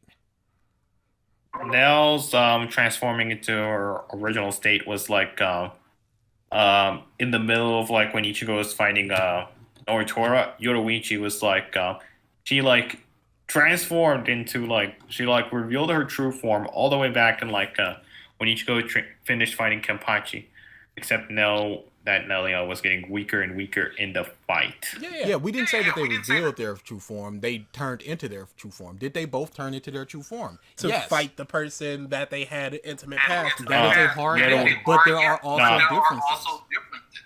No, like Nelia was like she turned into her true form to fight Noritora, but Yoruichi was like she turned into her true form to like get Ichigo to safety. Like that was like the original circumstance for her to show her true form. Again, yes. We're not talking about the first time they transformed. We're saying they transformed into their true self and fought the person they had an intimate past with. Yoruichi entered the fight against Soifun of like fuck. She entered. That can be. Well, I guess that can be true. Yes, it is. 3 dots in the beginning, I guess. We're not saying that everything is 100% similar. We're not saying that you could just take Yoruichi and Nell and switch their circumstances and it's the exact same. We're saying there are a lot of similarities between them. We personally don't care, but it's apparent if you know what to look for or you're coming off the back of it as a weekly reader and you go, this is the same thing that happened with Yoruichi. Hey, I'm the one who's like, I'm like the one who like marathon through Bleach, a few years ago, and I'm like in the character analysis shit, like power scaling shit, and like when I learn, and I have this weird thing of like when I know about these kinds of stuff, like well, I now know about Ichigo's character analysis. When I know about it, it's all of a sudden like obvious to me, something that like I never noticed. It's now right in front of my face. Yeah, if something is called out to you or you figure something out, you always see it. So if somebody is reading Bleach and they don't recognize the similarities, they may not ever see it. But if they get pointed out to it, you start going, wow, maybe there are similarities between this. And then you start seeing them and you go, okay. It's just like a lot of people do for Part 5 Golden Wind analysis. It's like the analysis there is fate. And you go, okay, you can see fate here, and now you're looking out for fate at all times, and you start seeing it at every nook and cranny, even if it might not be there. So when you say something like, ooh, lost my train of thought. Yeah, with the similarities thing, again, it's neither good nor bad. It just is. They are similar in some aspects, in a lot of aspects, more aspects than are different, I would say. But there's nothing negative about that. It's just similar. You could just see it if you look it out for it. I Patch Wolf like use it as like a criticism in the Hueco arc, even though again, as Imran pointed out, freaking One Piece has similarities, and yet it doesn't get called out on it since it's literally just like. But also, like we said in the video, I guess technically in your video, you two were implying that the similarities was a bad thing. Yeah, that's why I'm bringing it up. No, right there with that point that we went in the video, that was what, like 8 arcs later? Yeah, he pointed out 2 arcs that were like 8 arcs apart. That's why it's bad. And he pointed like comparison. 3 similarities, and then that was about it. And even the similarities there were wrong. And we've already said if Hueco Mundo was 3 arcs later, why would anybody point this crap out? It just becomes more apparent when it's done back to back. Unfortunately, not sure about One Piece, so got nothing to say there for it in those points in the story. Oh fuck! I'm like, trying to find like some form of like 2 stories that are unfairly compared. Yeah, I never watched One Piece either, as Combat said. Uh, I'm only bringing it up because like freaking Eye Patch Wolf brought it up, and you guys like kind of treated it as if it was a bad thing. So that's why I'm bringing it up. it's not necessarily a bad thing. It's neither similarities are never good nor bad. It's what you do with them, as we've said. And One Piece does a lot of different with its similarities. Like we said, One Piece is a lot of go to island, be friends with the people of the island, learn the problems of the island, and stop the terror, and then leave island. That's a lot of One Piece. But if you go inside of it, it's a lot different. Nobody points out the similarities of One Piece's island as a negative or a positive, because they do a lot of difference within each island to where you don't feel those similarities, and the locations are so vastly different. But you look at something like Dragon Ball, you feel a lot of the similarities there between the Tournament of Power and the Universe Survival arc. It's just like they're the same thing. It's just a tournament arc. A tournament arc.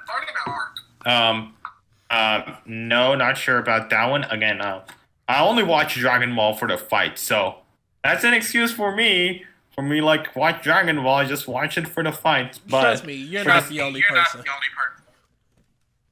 I don't give a shit what you say about Goku. Let me just like watch him punch the shit out of this villain. Like that's all I watch Dragon Ball for.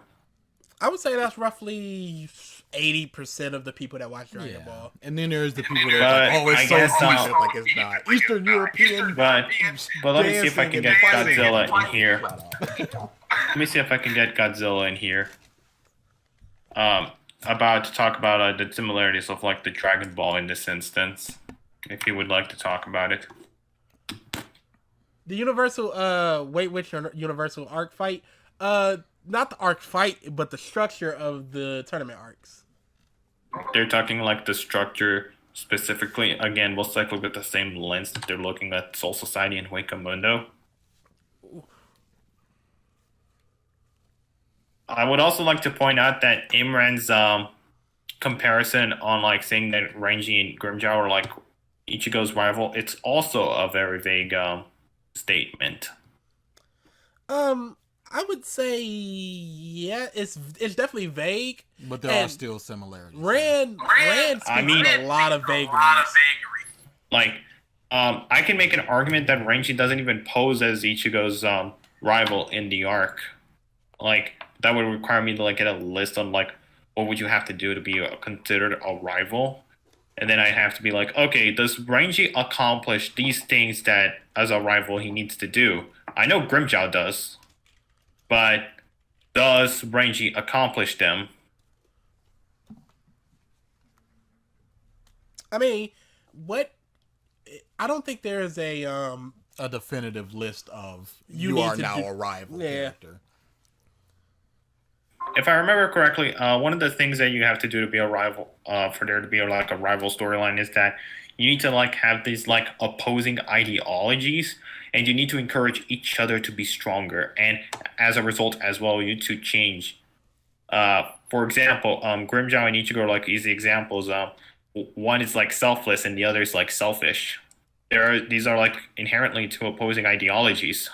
But see, I can't even say that, because if you watch Yu Yu Hakusho, Yusuke and Kuwabara are rivals, and they have very similar ideology. Yeah, I could point out a lot of things like Soul Eater. You can point out things like Soul Eater. You can point out things like Slam Dunk. You can point out things like Ice Shield 21, Ippo. You can point out so many different things of rival characters. I wouldn't say that's a strict. I don't think there's a strict guideline of a rival character. I think it's more just like the feeling there. I'm like watching Yu Yu Hakusho, and I stopped. Like, I'm at the episode of where like Yusuke and the orange hair looking Ichigo dude and the Rukia girl are like going to like this old lady's house to like prevent something from happening, I think. If I remember correctly. And Yusuke is in his turn of fighting, and he's having trouble. I'm in that episode. Be any further away from. Oh, Botan. Forgot her name. And so, At the time, I considered like Hiei to be actually Yusuke's rival because uh, I got most of the idea of his character like from Death Battle, so I'm not sure if it's correct, but he does seem to he does seem to accomplish a few things as a rival. Technically, you could say like Naruto and Sasuke rivalry when they were kids before it became toxic. Toxic when they when like Sasuke when like he was like joining Orochimaru in the Akatsuki. 100%. But you're just saying these rivalries prove my point that you need this and this to be a rival. When we're saying no, it doesn't because we have this and this and like this. the two lead characters of Haikyuu. They're rivals, but it's not like they both love volleyball. Unfortunately, I don't know I don't know much about Haiku. You don't need to. It's trash. It's not very good. If you want a sports manga, read IQ 21 or Slam Dunk or Ippo or Bamboo Blade. Don't Haiku is just it's pretty. We're just saying that there is no strict guidelines to being a rival. And if whatever guidelines that iPad Wolf is using to say that he's a rival, that's the one that he's using. Unfortunately, iPad Wolf, and we don't know what his criteria for a rival is, but he seems to think it is. And he didn't really explain it, so we can't even really argue this. iPad Wolf didn't make it. It was like Imran, and I'm there like, well, that's a pretty vague argument. Yeah. iPad Wolf, I'm not. He mainly said like it's Ichigo fighting Renji. It's like Ichigo fighting Grimjaw because Ichigo's fighting some dude who's like has a beast-like fighting style. Which again, would it mean that like almost every Shinigami versus a Rancor fight is the same as Ichigo versus Renji? It's not the same as Ichigo versus Renji, but there's similarities like Uryu fighting the Doctor. I mean, like in the context of this one, would it mean that like almost every Shinigami versus a Rancor fight is the same because it's a Soul Reaper fighting some dude with like a beast-like fighting style? Because that's a very vague argument. And let's stretch it a little bit. His thing is vague. We're past that. He's wrong. Yeah. We've said multiple times. We don't agree with that point. We don't agree with that point. But I do agree with stuff like Uryu fighting the Doctor. Like the Doctor's very similar. Were you fighting Mayuri? It's like his main thing of like fighting Mayuri is that he was trying to like was trying to buy time for Orihime to escape. No, the context, what's inside of it is different, but structurally it's the same. Ishida fighting a depraved doctor that does not care about his subject, and he also secret weapon. Xylopro, it's like it's Uryu plus Renji. We were talking about Uryu's fight against Xylopro and Mayuri. Mayuri, it's like he doesn't like give a shit about like his subordinates, even that one which like I cared about. He low-key was Hunter. Anyway. Mayuri is like personal. Xylopro is like what is it, like a war thing? What is the word I'm looking for? It's like, it's not personal, but it's like a war type deal. What is the word I'm looking for? It's just combatants in a war. It's just two people fighting not because we have anything personal, but because you're just in our way right now, and it's my job. Yeah, I think that's the word we're looking for. Business. But let's look at it like this: does Ishida fight a doctor? Yes or no? Yeah, let's break down why it's similar, and then we can look at why it's different, because it absolutely is different. But there are similarities there. Point one: does he fight a doctor? He fights a mad scientist. Mad scientist. It's the same for both of them. Yeah. Are they both depraved? Wait, what's the word? What's the depraved? Crazy. Could have said that. Well, let's look up the definition of depraved. Hey, I know English is my second language. Yeah, it's one of those English words. is my second language. Like, I never need to know the definition of it, but I know the rough definition of it. Morally corrupt or wicked. Are they both morally corrupt or wicked?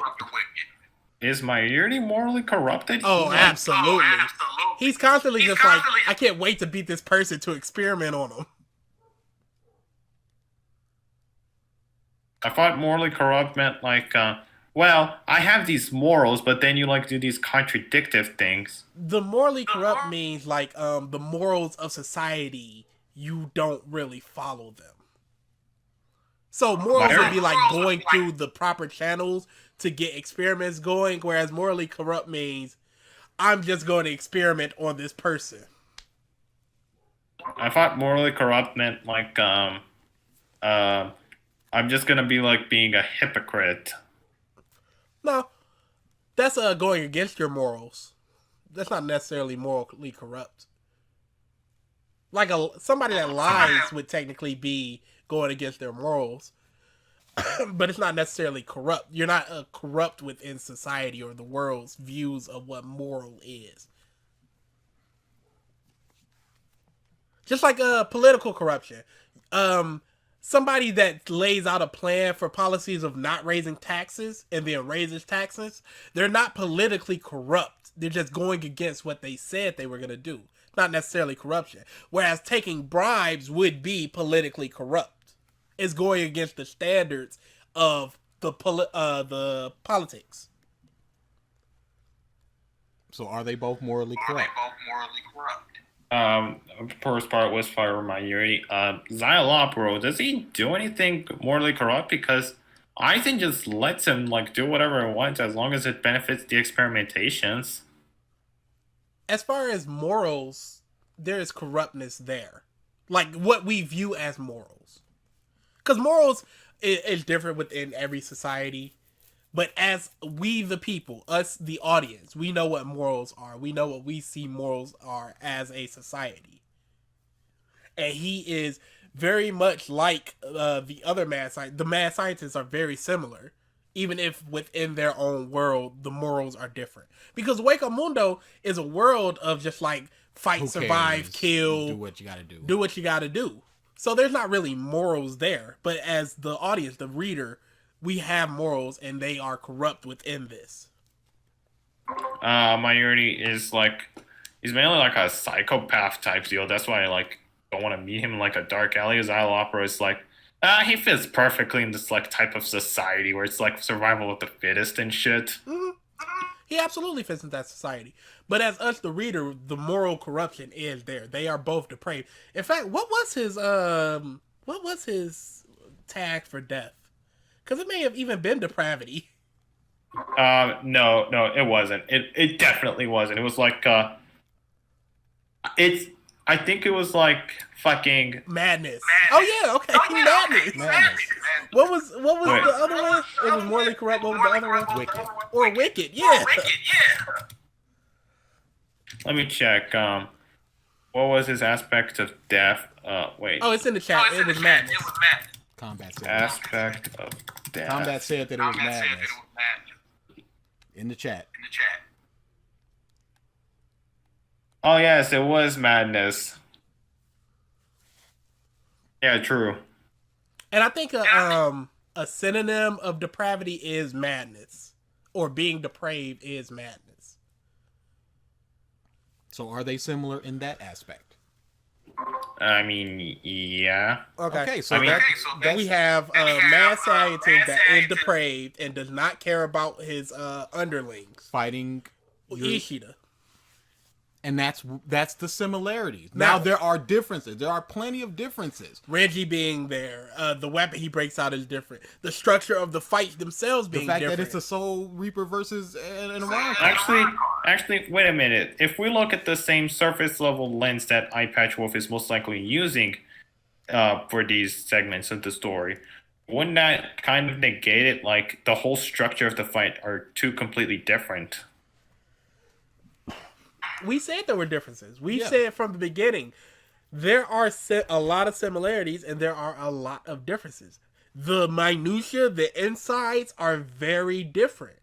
But surface level, you look at these things and you go similar. But then you look deeper. I'm pretty sure if we look, I mean, wait. If we look like what do you mean by surface level? Out of curiosity, Doctor Ishida fighting him, depraved.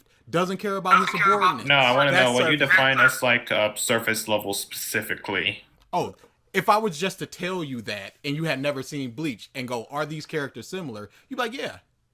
But if you were to read Bleach and see the insides of it, You'd be like, no, these are different characters. it's literally the surface instead of what's inside.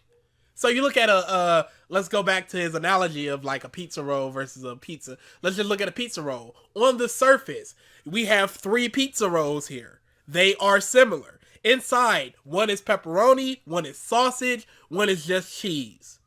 The insides are different, but on the surface, level, you go pizza roll. You go pizza roll. That's what we mean by surface. On the surface, these things are very similar, but when you dig into them, they are absolutely different. But you can't say that the similarities aren't really there when they absolutely are. Again, similarities are neither good nor bad, they just are. The similarities are there. Just trying to get an idea of like what you mean by surface level. Yeah, because like I'm pretty sure like the food analogy is kind of weird. I think Muller commented on that in one of his videos with EFAP. It's just an easier analogy for people to dig into because everybody knows what a pizza roll is. Yeah, it's a pretty simple thing. I could also say like a package from Amazon or just 3 similar boxes. The contents might be different, but surface level. Oh, you got a package. Might have to look into like Muller's video again, where he mentioned it. I know where it is. I might need to like rewatch it again to what he pointed out and like the food example. It was responding to like Cosmonaut Variety's our Star Wars video, and he made an example of food. I think Muller made a point in it. I can't remember exactly what he said. Yeah, but that doesn't really matter right now. We're just saying surface level, these are all 3 pizza rolls, but inside they're different. Surface level, these are 2 doctors depraved fighting Ishida, and it doesn't care about their subordinate. But inside they are different. Point blank period. Once you go into the actual minutia of the fight, it's very different. But surface level, you look at those 4 things and you go, yes, they are the same. But then you look similar. But then you look deeper and go, here's why they're different. Here's differences in these things. You've already agreed that they're both doctors and everything. I just wanted to know like the degree of like surface level would have been, because wouldn't the surface level be of like Uryu versus Mayuri be like he's fighting like a depraved scientist, and in the Uryu versus Iolapro thing, it's like he's fighting a mad scientist and he has a partner next to him. No. That's when you start digging into the differences. That would be, again, like the pizza roll analogy. One of them has a knife mark in it. I thought surface level criticism was like, oh, you're just looking at like the most basic shit there is. It's more so, you're looking at the surface of what it is. If you're looking at the fights just themselves, pure surface level, you could absolutely point out at least one difference in that one. But then you can't even point out a difference because you could just say one of the combatants has a partner. Whereas for the first fight in the Soul Society, the Doctor had a partner, which was his lieutenant. And then for the other fight, Ishida had a partner. So you can even break it down surface level of a similarity of one of the combatants had a partner in the fight. True.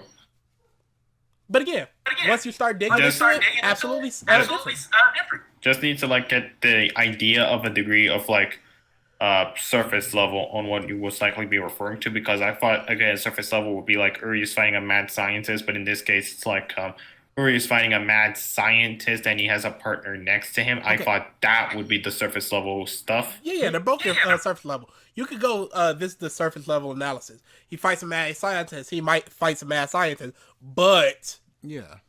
Let's look at it like this. Renji versus Ichigo, and then Aizen versus Ichigo. He's fighting a Soul Reaper. They both have swords. They're both human. Those are surface level things. But then it's just like there are worlds of differences within them. But surface level, those are the same. Yeah, I'm trying to like get an idea of like surface Yeah, level. surface level for this analysis show. is not very good. And Eye Patch Wolf is a very surface level analysis type person. Because surface level analysis is the most base form of what you're pointing at, and you can pick and choose things to make your point if you're going surface level. Again, I can just easily point out the Iran cars thing again, and let's bring in like Eye Patch Wolf really likes Naruto, as it seems like. Let's bring in Naruto versus Sasuke, Naruto versus Neji. Does it mean that the two fights are similar because Naruto is fighting some guy who poses as his rival in the story or in the fight specifically? You can absolutely say that's the similarity. It's stupid. It's surface level similarity. You're fighting somebody that has a Aijutsu with a special chakra move that serves as your rival at some point in the story. Dumb stuff. And both characters just so happen to be like in some known clan that is like universally famous. Yeah, universally famous clan that has problems within it. Yeah, those are surface level things. Like, but then you look a lot deeper and you go, here's why they are a lot different. Yeah, because if we look at these like same surface level things, like you can kind of make a worst case like for some series than like Bleach, like the Naruto versus Sasuke, Naruto versus Neji example I just gave. Absolutely, it's a bad argument, but it's also kind of still there. I mean, you agreed to it. You agreed that they're doctors and all that stuff. There are similarities there. Surface level, the most surface level, which is what Eye Patch is looking at it at. And even within that surface level, there are a difference or two. But there are a lot more similarities than differences. I mean, again, you are looking at it like a surface level type deal. So it's like, well, if you want to look at specifically these lands... Yeah, that's what he's doing. Yeah, that's his point, not ours. Yeah, we said Eye Patch Wolf is not very good. That's exactly what he does. He looks at it at a specific lens to make his point. If he wants something to sound good, he looks at it at a specific lens to prop it up. If he wants something to sound bad, he looks at it through a specific lens to make it sound bad. Wouldn't that be more so nitpicking? Nitpicking what, like, the example I gave? I mean, the similarities are there. We agree to this, but there are a lot of differences. I'm asking nitpicking is very much more like the Naruto Combat. and Neji. I'm asking Combat. He asked, like, wouldn't that be more so nitpicking? I'm asking him, what does he mean by that? Okay, nitpicking would be more like the Neji and Sasuke thing you pointed out, as opposed to, because it's so much more overarching that you're just trying to pick out similarities. Nitpicking would be something like in Lord of the Rings, in the background, there's a car there. And you go, oh, what does this mean for the world? This is what, and like, no, that's just an error. That's all this is. Oh, the movie's bad because why didn't they just drive a car? No. That was just a mistake. You're nitpicking by saying that why didn't they just drive is bad. No, that's a nitpick. Wait, there was legit a car in Lord of the Rings? Like, yeah, I've watched the movie. There was a editing issue. Yeah, it's just in the background. It's just like, whoops. Well, whoops. But you know, that's over there. It's just like in the second Harry Potter movie. Yeah, but both the surface level stuff doesn't really have consequence with the plot. Yeah, true. Absolutely does not. None of that surface level crap does. But it exists. That's his whole issue. It exists, and we can all agree that these similarities exist. But if it's a problem or not is what you should be arguing. And for us, it's not really a problem. It's a problem when it's back to back. If you feel that way, but there are going to be people that see it and don't feel that way, that don't think it's a problem. The similarities absolutely exist, but whether they're a problem or not, who can say? Hey, I'm gonna leave up to your rhetoric and like your experiences with like pop culture to determine it if like similarities are good or bad. Yeah, it's up to the individual. Just like saying that like, well, Hoikomundo is exactly the same as Soul Society arc, and I'm like, all right, explain yourself, and then you bring up like surface level shit. It's like, what? Yeah, no, he's just wrong in that aspect. But there are surface level similarities. It's not the exact same. Absolutely not. That's stupid. But like we said with One Piece, hop on an island, befriend the people, fight a dictator, peace out. Surface level. That's 80% of the arcs of One Piece. And One Piece is my favorite thing in this entire world. But surface level, each island is just that. And then you got your outliers, but most of the time it's just that. It's also kind of weird to me. Wait, did Eye Patch Wolf criticize the Fullbring arc being different, or did he approve of it? He didn't talk about he didn't approve of it, and he didn't say it was a problem. He didn't say it was a problem and that it's different, but he didn't approve of it being different.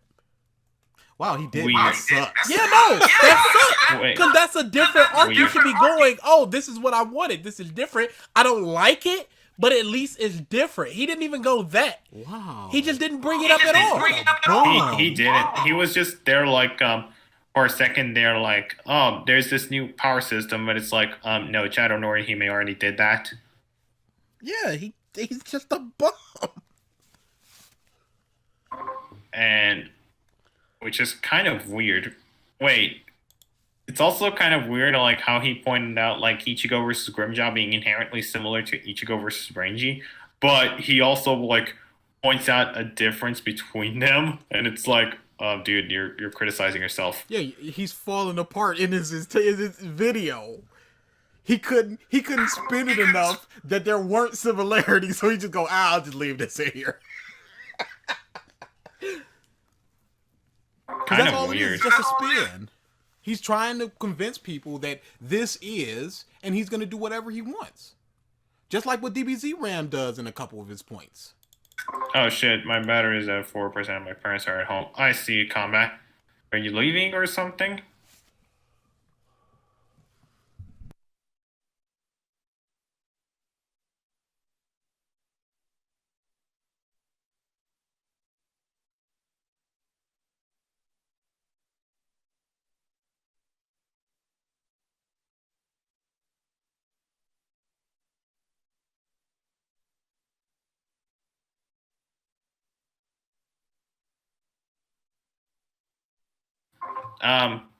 What is it you were pointing out about Imran? Just tell me what happens. I'll try to be back when some of my battery charges and try to tell me what's going on so I can try to debate on. All right. Assassin, can you give Combat the assessments later? As I think I'll be talking to them for a very long time to even notice on what day he came back. Orton, can you?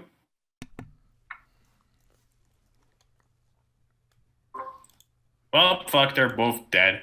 Well, All right, I'm I think. recording it at all times anyway, so I can just send them it. What is it, Corin? Yeah, my Wi-Fi cut out for 5 minutes, but I'm back. Oof. Ay. No, it's just 5 minutes. I heard a lot of it, the majority of it. He got, I see. he got, he got the surface level. All right, so I'll try to tell you what happened when you get back. All right, Combat. Well, Can you do it, Corin? Can you do it, Corin? do what? Tell Combat on what he missed out on. If it was the I'm last recording 5, it 6 so I can minutes, just then no. send it to him. I see. All right. All right, so let's move on anyway. Let's continue.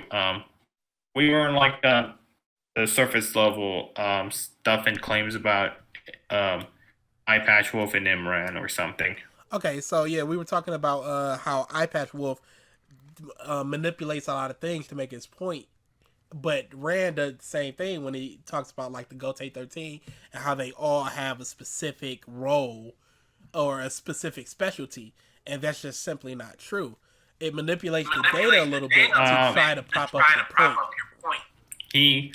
His wording is kind of off, but I get the general idea of what he says. Okay, you get it, but somebody who doesn't get it goes, okay, everybody has a specific role. You got that because you've read Bleach 20 times. Somebody who read Bleach one time 20 years ago goes, oh, I guess they do have a specific role, and Eye Patch Wolf is wrong. He's saying he's giving a false point, and somebody's going to believe it. And if one person believes it, that's a bad thing. I kind of like, for example, like you said, the Code 13 point. It's like I kind of took it as like, well, generally speaking, these guys have their own specific rules. Kind of like again the clones of like the Star Wars universe. Like, we have like the 501st who are like combat guys, and then we have like the whatever squad who specializes in like scouting, or like the squad that specializes in like terrain shit. Okay. You could say that, but in general, that is not true for Bleach because we looked up each one, and for 7 of the 13, maybe 6, it said no special duties have been noted. So for the majority of them, there are no special duties for them. That is simply just not a correct assessment on Rand's point. And we have shared understanding of language. So when he says every captain every squad has a role, I can only assume that he means every squad has a role.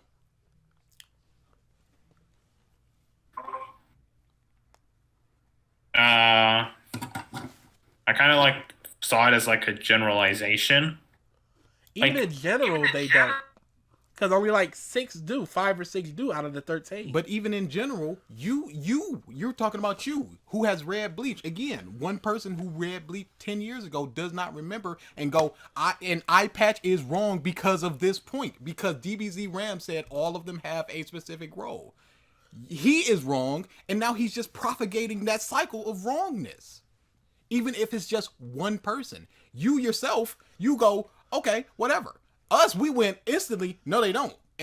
But somebody who likes DBZ Ram and takes all of his stuff at face value, they're gonna be like, DBZ Ram said it, I don't quite remember what's going on, but I believe in DBZ Ram.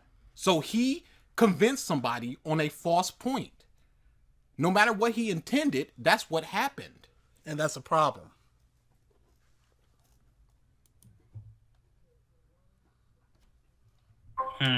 Yeah, true.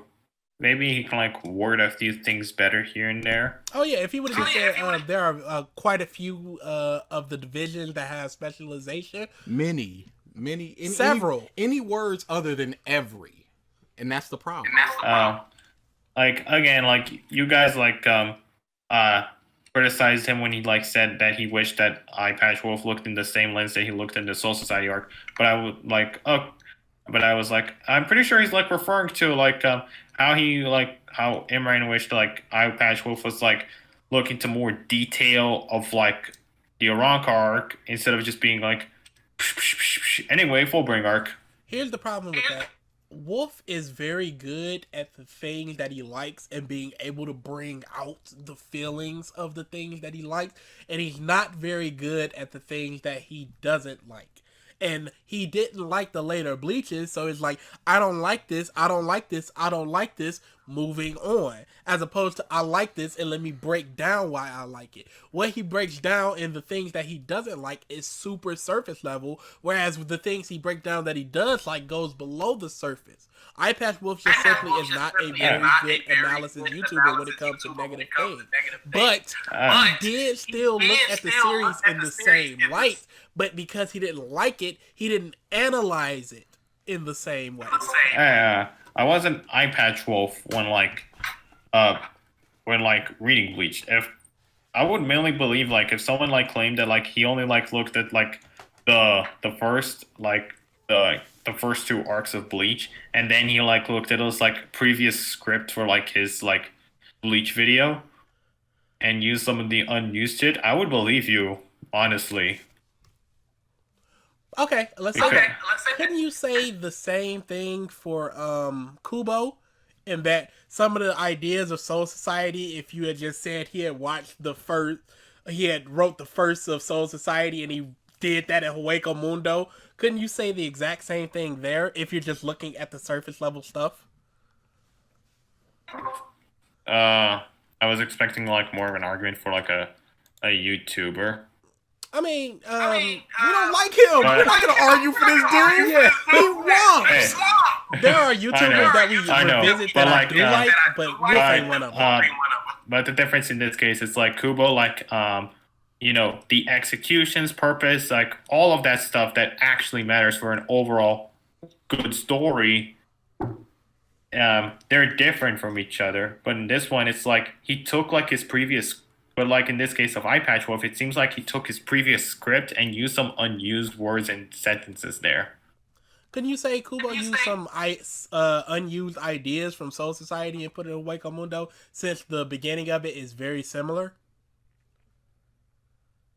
Wait, how is the beginning similar? The first half of Hueco Mundo has a lot of the similarities before it. The reason to invade is because one of our friends were kidnapped. The reason behind them being kidnapped is absolutely different. But because they're kidnapped, we go in, we befriend some of the locals. They show us around. Chad and Ishida are there. Chad and Ishida exist. Stuff like that. There's very Okay, similar story beats. okay, Inside of it, it's different, but there's very similar Okay, stories. that's kind of a whataboutism, Absolutely. which doesn't really counter what I'm trying to say about him, about Eye Patch Wolf. But you're saying that if you had, if somebody had told you that he had just not used some of the words in his script and he did it on the second half, you would believe it. If somebody had told you that Kubo had used some of the ideas he had for Soul Society and slid them over to Hueco Mundo, I'm saying I could believe that because there are a lot of similar things in them. Again, that's kind of a whataboutism. But it's a whataboutism on both of our parts. I'm just countering your whataboutism with another whataboutism.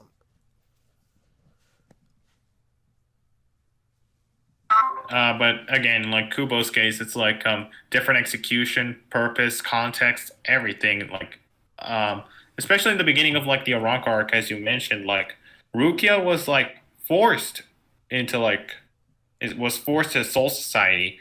Orihime was just like had her own choice, and she made her choice, which was to be captured. Again, They gave her a choice. again, both of them are inside different. And even that I couldn't really say because Rukia willingly went after she saw that Ichigo might die. And the reason that Orihime went is because she saw that her friends could not beat these people, and he said, "I'm going to kill your friends if you do not come with me, and just force you to come." Again, that was kind of a psychological trap, like a psychological trap Yeah. or Orihime that would influence her to go there because, again, that's like natural for her character. It wasn't necessarily a choice, it was an ultimatum. Come with us or. It's kind of like a natural choice for her. Like, it's a natural reaction to her character. It's a natural reaction, but it's not a natural choice. The choice there would be, do you want to come with us or not? Not come with us or else. That's an ultimatum, not a choice. We're giving you the choice to come willingly, or we're going to take you and kill your friends in the meantime. That's not necessarily a choice, it's just an ultimatum. And the same thing happened with Rukia. You can come with us willingly, or we can turn around and kill this dude that just touched the hem of my robe. For the case of Rukia, it was like, we're gonna take you regardless. We're gonna take you, and like Ichigo and Uri are more so like obstacles that are preventing the goal being realized. I can't say that. Orihime was, we're gonna take you either way, but you in this aspect. Hold on. In this aspect, your friends can survive. Rukia went, I'm leaving now, Ichigo, and Ichigo ran after her.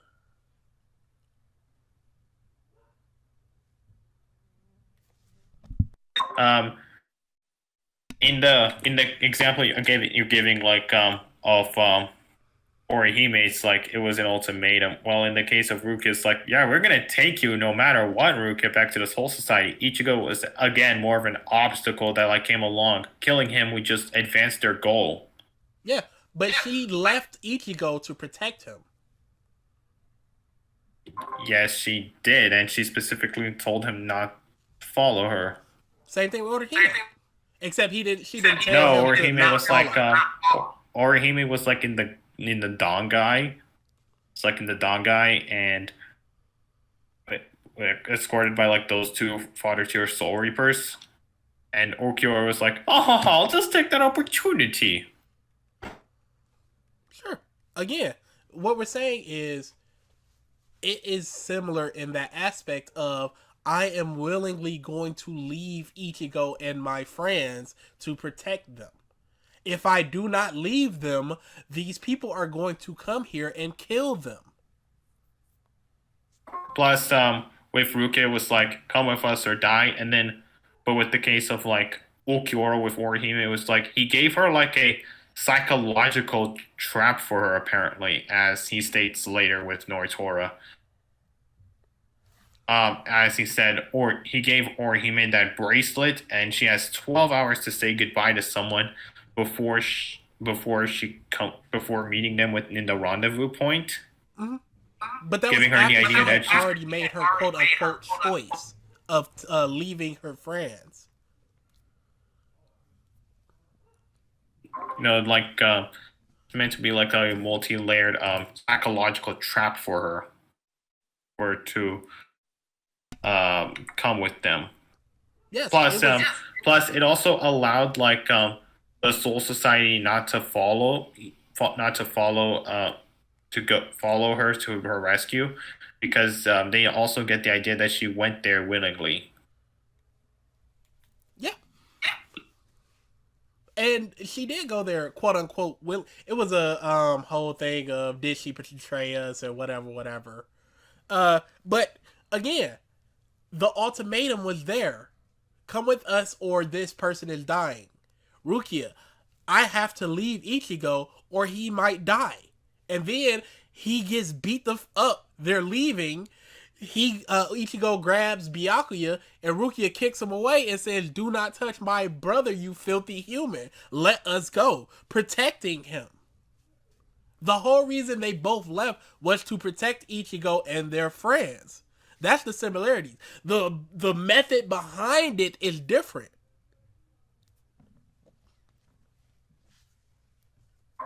Yeah, that's what I'm trying to say. Like their method, surface level. Again, you're looking at it, which is they're similar, but it's like the methods, everything are like entirely different.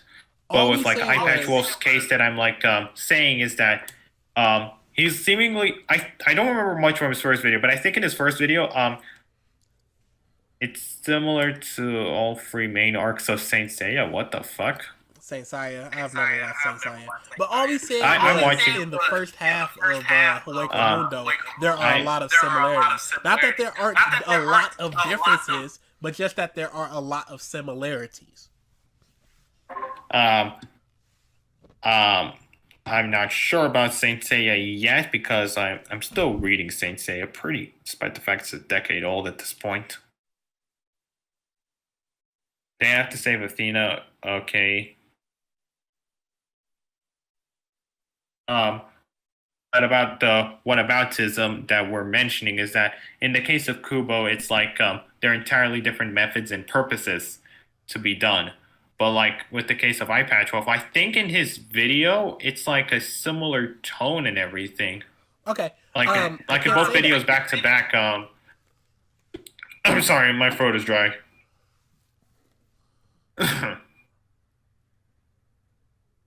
Sorry, my throat is dry. Fucking hell. Mm-hmm. Anyway, in the case of Eye Patch Wolf, I think in like if you compare two videos back to back, he kind of says like similar things, which kind of gave me the idea of like he kind of like went back and like looked at his original script and included some of the stuff he didn't say. Okay. You say that if you look at the videos back to back, there are similar things. If you look at Soul Society and Hueco Mundo back to back, there are similar things. Now, if you watch both Eye Patch Wolf videos, you will see that there are actually a lot of differences in the things he says. Just like if you read the series of Soul Society and Hueco Mundo, there are a lot of differences in the things he does. But there are a lot of similarities in both Soul Society and Hueco Mundo, and there are a lot of similarities in Bleach, the fall of Bleach, how it happened, and the fall of Bleach 4 years later. Hey, for the case of like that one, it's been a while since I've actually watched it, so for this case, I might have to rewatch it again to get some form of refreshment on what happened. But you just said that if you watched them back to back, you would say that he picked out point. Now you're saying you need to watch it again? Might be a refreshment. Refreshment might be good, but I'm pretty sure he like said some pretty similar things in there. He absolutely did. I watched them both back to back. We're revisiting both back to back. He absolutely said some similar things. I will not say he didn't. I will not say he didn't say some different things. I will also not say that Soul Society and Wakamundo do not have similar things and that they do not have different things. It's the same if you want to look at it in that light. In 12 Houses, Athena gets shot in the chest, and Poseidon, she's in the mainstay about to drown in Hades. She went there and backfired because she didn't have her armor. Also, Saint Seiya is one of Bleach's inspirations, if I'm not mistaken. Yeah, Saint Seiya was one of Bleach's inspirations. Yeah, we've never read Saint Seiya, so we don't got no dog in this fight. I don't know. Oh, Saint Seiya is like pretty cool, dude. Like you should watch it. It's like old, but like it's like old as crap. Like, oh yeah, but, like it's pretty is. cool. Should Should watch it, dude. Like it's pretty cool. Like it was like one of the things I read a lot alongside Dragon Ball Super before like Bleach came into my life. Mm. Yeah, it's on the list. I just haven't watched it yet.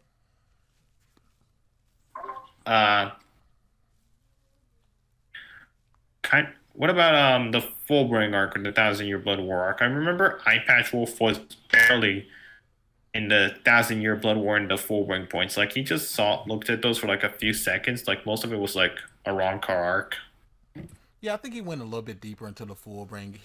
I think there was like maybe 4 minutes on the Thousand Year Blood War arc. No, that was DBZ Ram. We're actually not there yet in the second video, so we don't know what he says about the Thousand Year Blood War arc. I remember like little bits of it.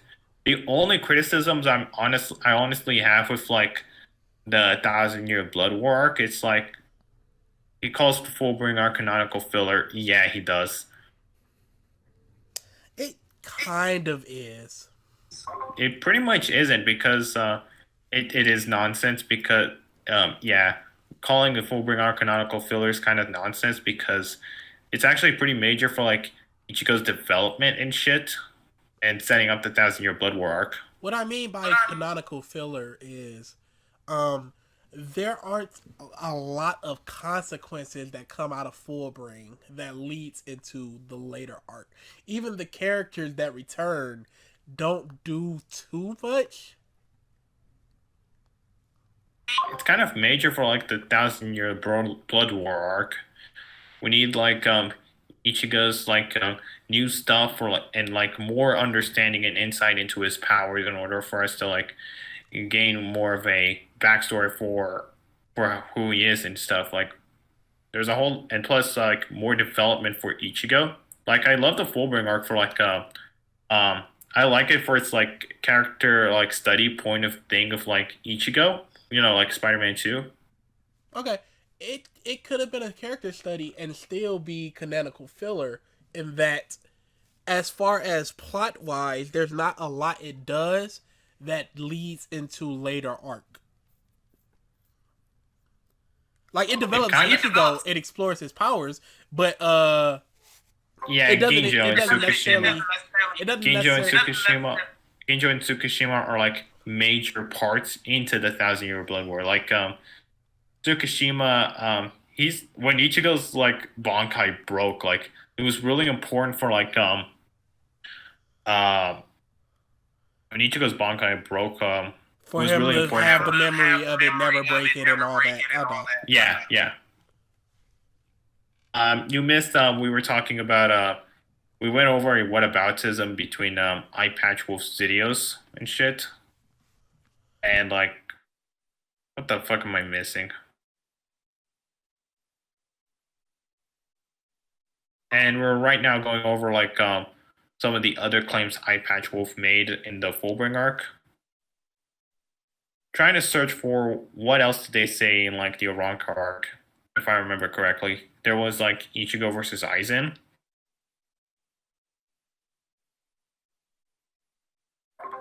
Did they say something about Ichigo versus Aizen when like Imran brought it up? About who? Ichigo versus Aizen? Oh, Yeah. DBZ Ram said that it was a personal fight, which we grossly disagreed with. And that was about it that we said. Outside of Ichigo gets games way too fast and way too hard. But yeah, as far as Ichigo versus Aizen, he said it was a personal fight. And Eye Patch Wolf had a problem with it because he felt that Byakuya and Ichigo was more personal, whereas Ichigo and Aizen wasn't very personal. Let's see. What were one of the things that Eye Patch Wolf said about Aizen is literally Ichigo's dad? Oh hell yeah, he is. Like, yeah. There's also yeah. There's also like differing like ideologies and shit. Like they're like kind of similar but like opposites at the same time if you think about it. Like both of these are like both Aizen and Ichigo are like these two powerful beings. Like they're one of the most powerful beings in like the whole Bleach universe. Okay, but like we can their add methods Yamamoto of to that as well. no, they're like even more powerful than Yamamoto. Okay. How's that personal? Like they pointed out right here, Aizen is literally like Ichigo's dad, like technically speaking.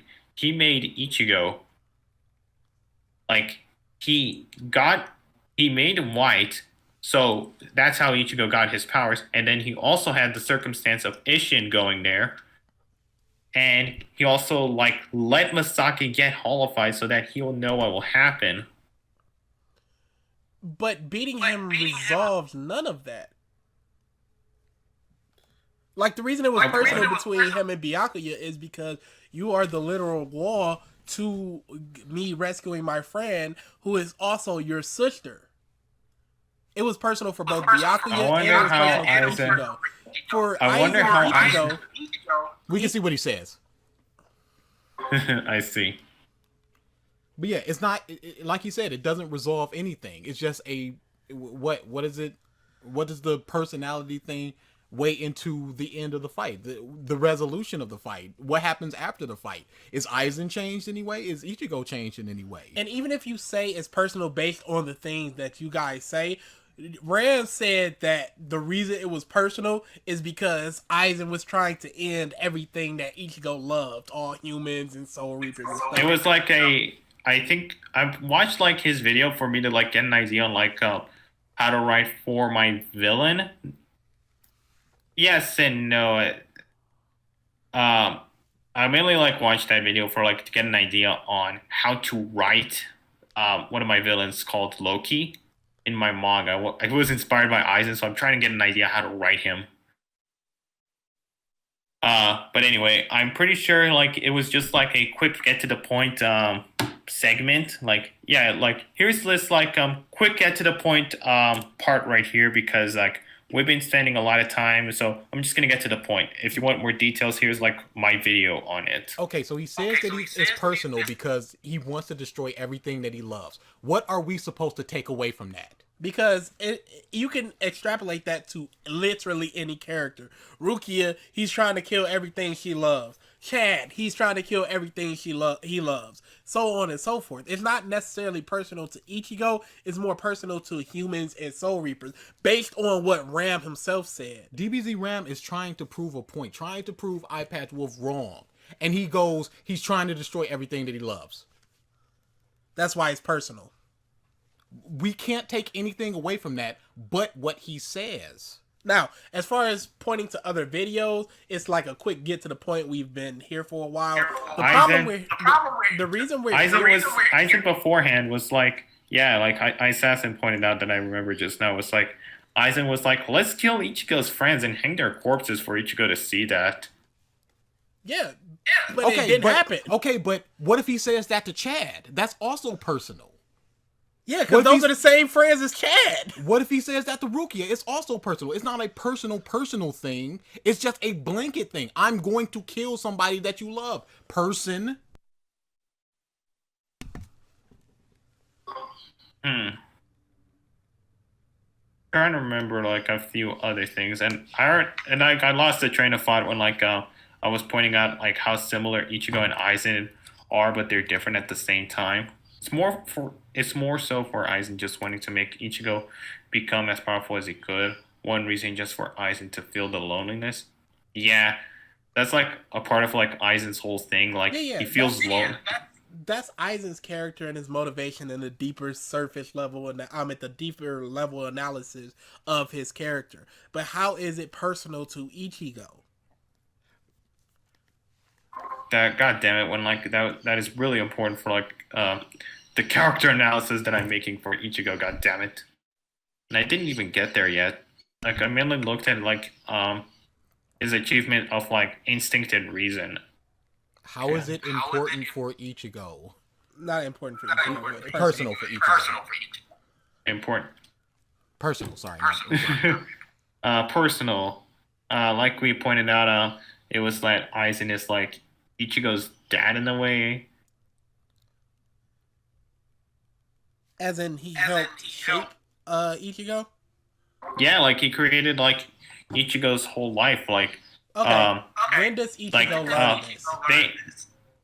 Aizen like was like there was like a literal chapter around this stuff. Like, at the end of the chapter, Aizen was like, "Oh, I see. So you've grown, just as I planned. I planned for you to meet Rukia, then for you to fight Renji, then fight Kenpachi, then fight Byakuya, then fight Grimmjow, then fight Okiura. Everything about you was a part of my plan. Didn't you think it was odd?" Okay. Yeah. So everything was a part of his plan for everybody. Because he had Rukia go there so she can get executed, so she can get on his platform, so he can steal that, so he can get Orihime and all this other stuff. Everybody was like that. It's not personal to Ichigo. Everybody fell into his plan. We're talking in the context of Ichigo in this case. But that's what we mean. It was so generalized of what he said. He said that Aizen's and Ichigo's fight is personal because Aizen is taking away everything Ichigo loves, which is a generalization that can fit into anybody. You guys are saying it's basically because Aizen is his dad and facilitated his entire growth and everything that made him special. But that's the same thing for literally every character. It's so generalized. So it's personal for everybody. Ichigo is like a special attention given. Like it's like give like extra attention for Ichigo. Sure, Rukia was like, but because Rukia was rescued, she goes on to fight. She goes on to get a Bankai. This, and this happens. She continues living because of Ichigo, because of Aizen. So it has to be personal to her as well. Because she was put in that situation to help Ichigo grow. So Aizen also manipulated indirectly Rukia, so it's personal for her as well, isn't it? That's why we mean it's not very personal for Ichigo. It's more generalized personal for everybody. Whereas for Byakuya, it's literally a wall right here to stop me from rescuing my friend who is about to be executed. Alright, can I just be right back? I just want to grab a drink real quickly. Sure thing. Absolutely, but Aizen also shaped their destiny. They are all where they are because of what Aizen did. Because of what Aizen did to Ichigo. Ichigo in turns helped everybody and gets them to where they are. Aizen is the reason for everyone where they are. So it's personal for everyone in that fact. Now, Aizen himself may take more special care of Ichigo's development because he wants the stuff inside of Ichigo, but it's personal for everybody because he has been facilitating all of this stuff for almost every character.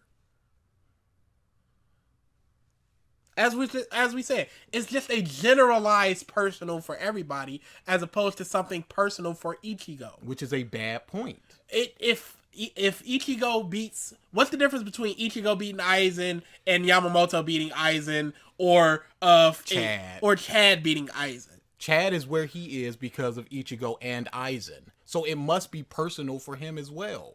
So what's the difference? Alright, I'm right back. I got my drink. What'd you get? Got fuck it, I can't I think Assassin might know because he's also Brazilian. Oh, it's one of them weird Brazilian drinks like guava melon and a bit of elf tear. Fica quieto, cara. Fica quieto. Pelo menos experimenta, tá bom? Tá bom? Pelo menos tenta, tá bom?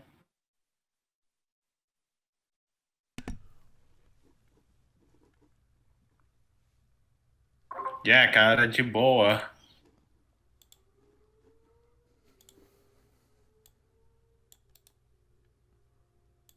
Anyway, what did I miss? Did I miss anything? I could barely hear in the background. Oh no, we were just talking about same thing that we were talking about with you about how by facilitating Ichigo's growth in life and his destiny, he facilitated everybody's growth in life and destiny directly with Ichigo, indirectly with everybody else. So it must be personal for everybody.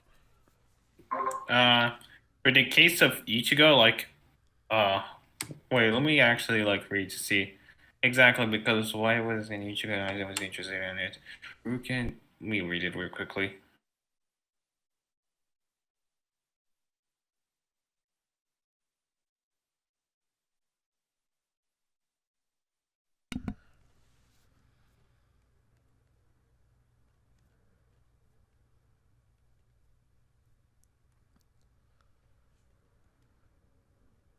Or so, what would it be any differences if Yamamoto defeated Aizen? Yeah, what we were saying was people Ichigo winning is the fight is personal to Ichigo is what people are saying, but it doesn't resolve anything more than if Yamamoto had fought him or beat him or Chad had beat him, because it's not necessarily strictly personal to Ichigo. It's more personal to everybody. Except one for the others, they were all doing it for a sense of duty. Yeah, Toshiro for this case is like a very personal journey for him. Yeah, it would have been way more personal for Toshiro or Momo. 100% more. God damn it! Like Ichigo's like whole thing is like he's like his whole like character thing is just like it's very subtle so that most people like reading it wouldn't notice. Like it's very subtle. What's subtle?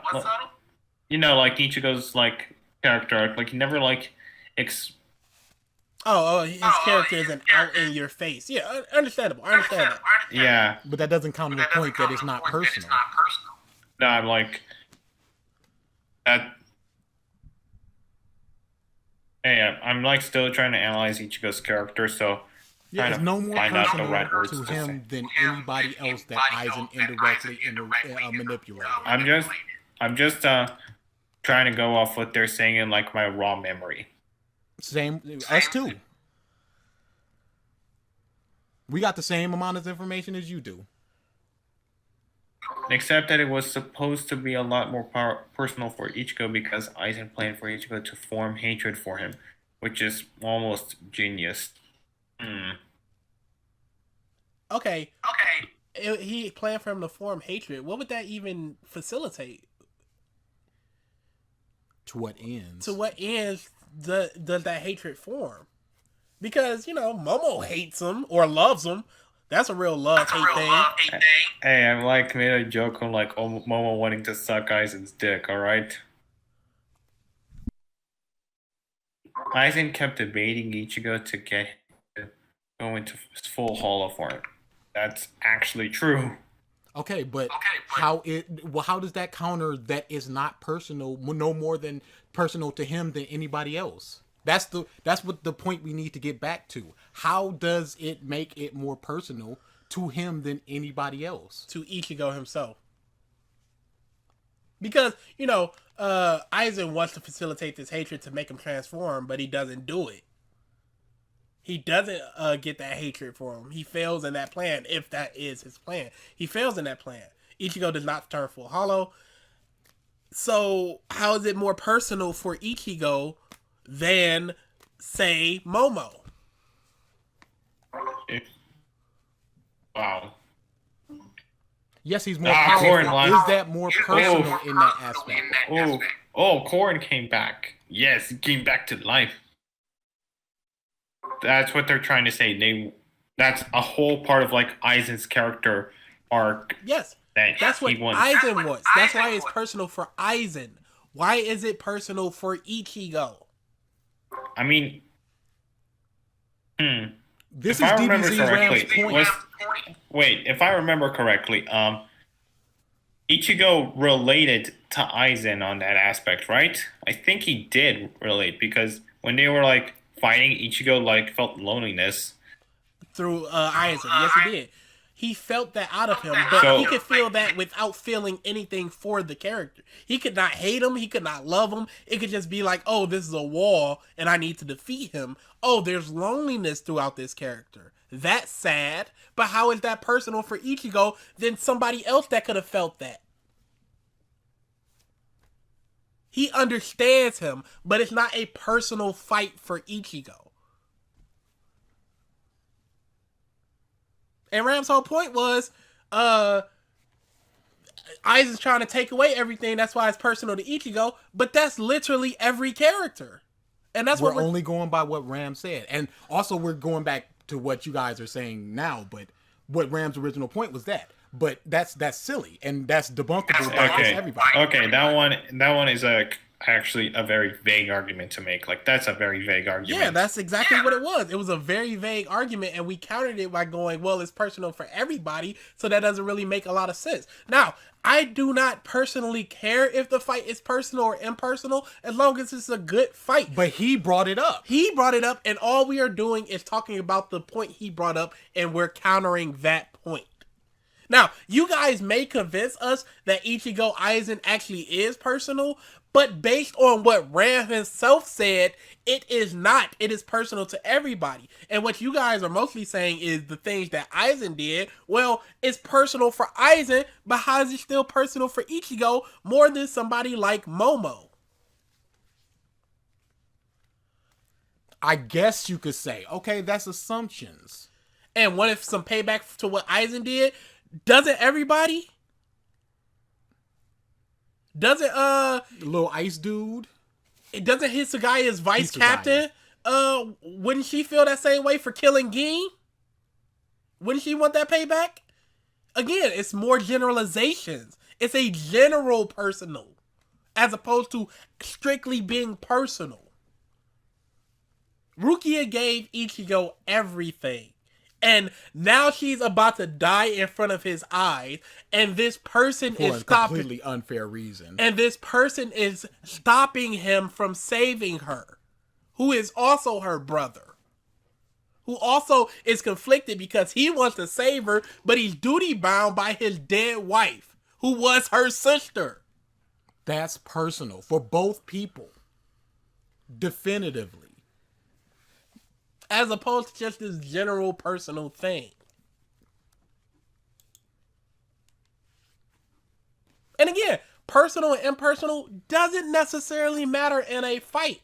Because Gata versus Rock Lee is not personal, but it's 5 stars. It's a great fight. But don't bring up that it's personal and then give a bad reason and then just have no reasons. Just like world building. Don't bring up world building and give the good examples and then ignore all the bad stuff and say it's good world building. It's personal in this half a thing, but nothing else. This half a thing that could apply to many other characters. As opposed to Momo, somebody that loved them and it being personal to her. Ichigo did it out of a sense of responsibility. Yeah, like he went to Karakura Town and a sense of responsibility. Okay, that's also Chad. Chad lives there. Chad has people that love that town. How is it more personal for Chad than Ichigo? Or Ichigo than Chad? Ichigo to Chad. Aizen threatened to destroy Chad's town as well. Or Hime's town. How is it more personal? I think this one needs to be brought up in the Ichigo character analysis. We can bring it up now. Because I'm not debating the video that you're making. I'm debating you. Hey. Okay, this one is like not even complete. Like it's not even like I'm like still writing Ichigo's wants and needs. Yeah, that's cool. But as far as being personal fight to him, it's not necessarily a personal fight to Ichigo. It's more so just a personal thing for humans. I think it comes down to personality. You're gonna have to explain that. Because the sense of duty can also apply to Chad and Orihime and Ishida. And Hisagaya's vice captain. And Momo. And Ging. First of all, they actually like give specific emphasis. Wait.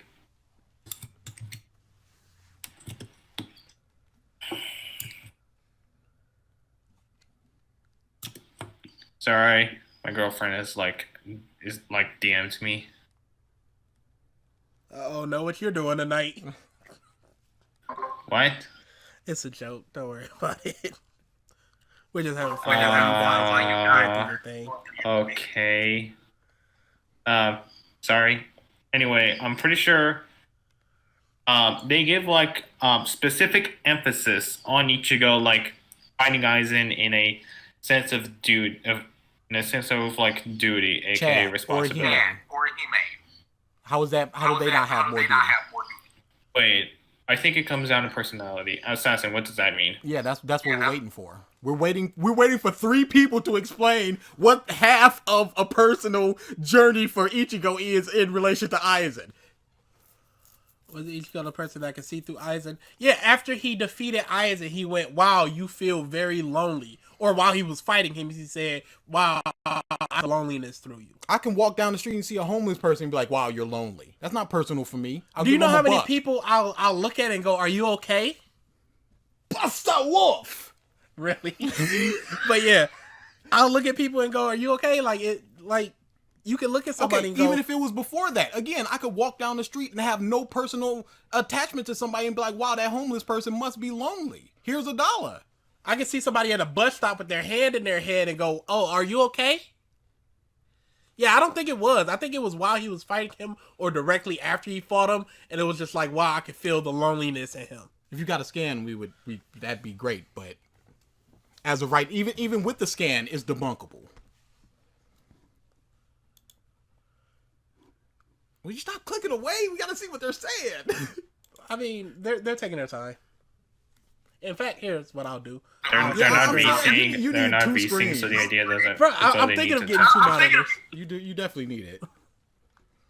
Cause I'll be seeing you like over here with your little dumb card game, with your dumb little video over there. I'm like, we just get 2 screens. Would you like the scan of that combat? I think I'll just send the scan in scans. It's like 400 and. Yeah, again. He is sad for Aizen. I am sad for homeless people. Is that personal?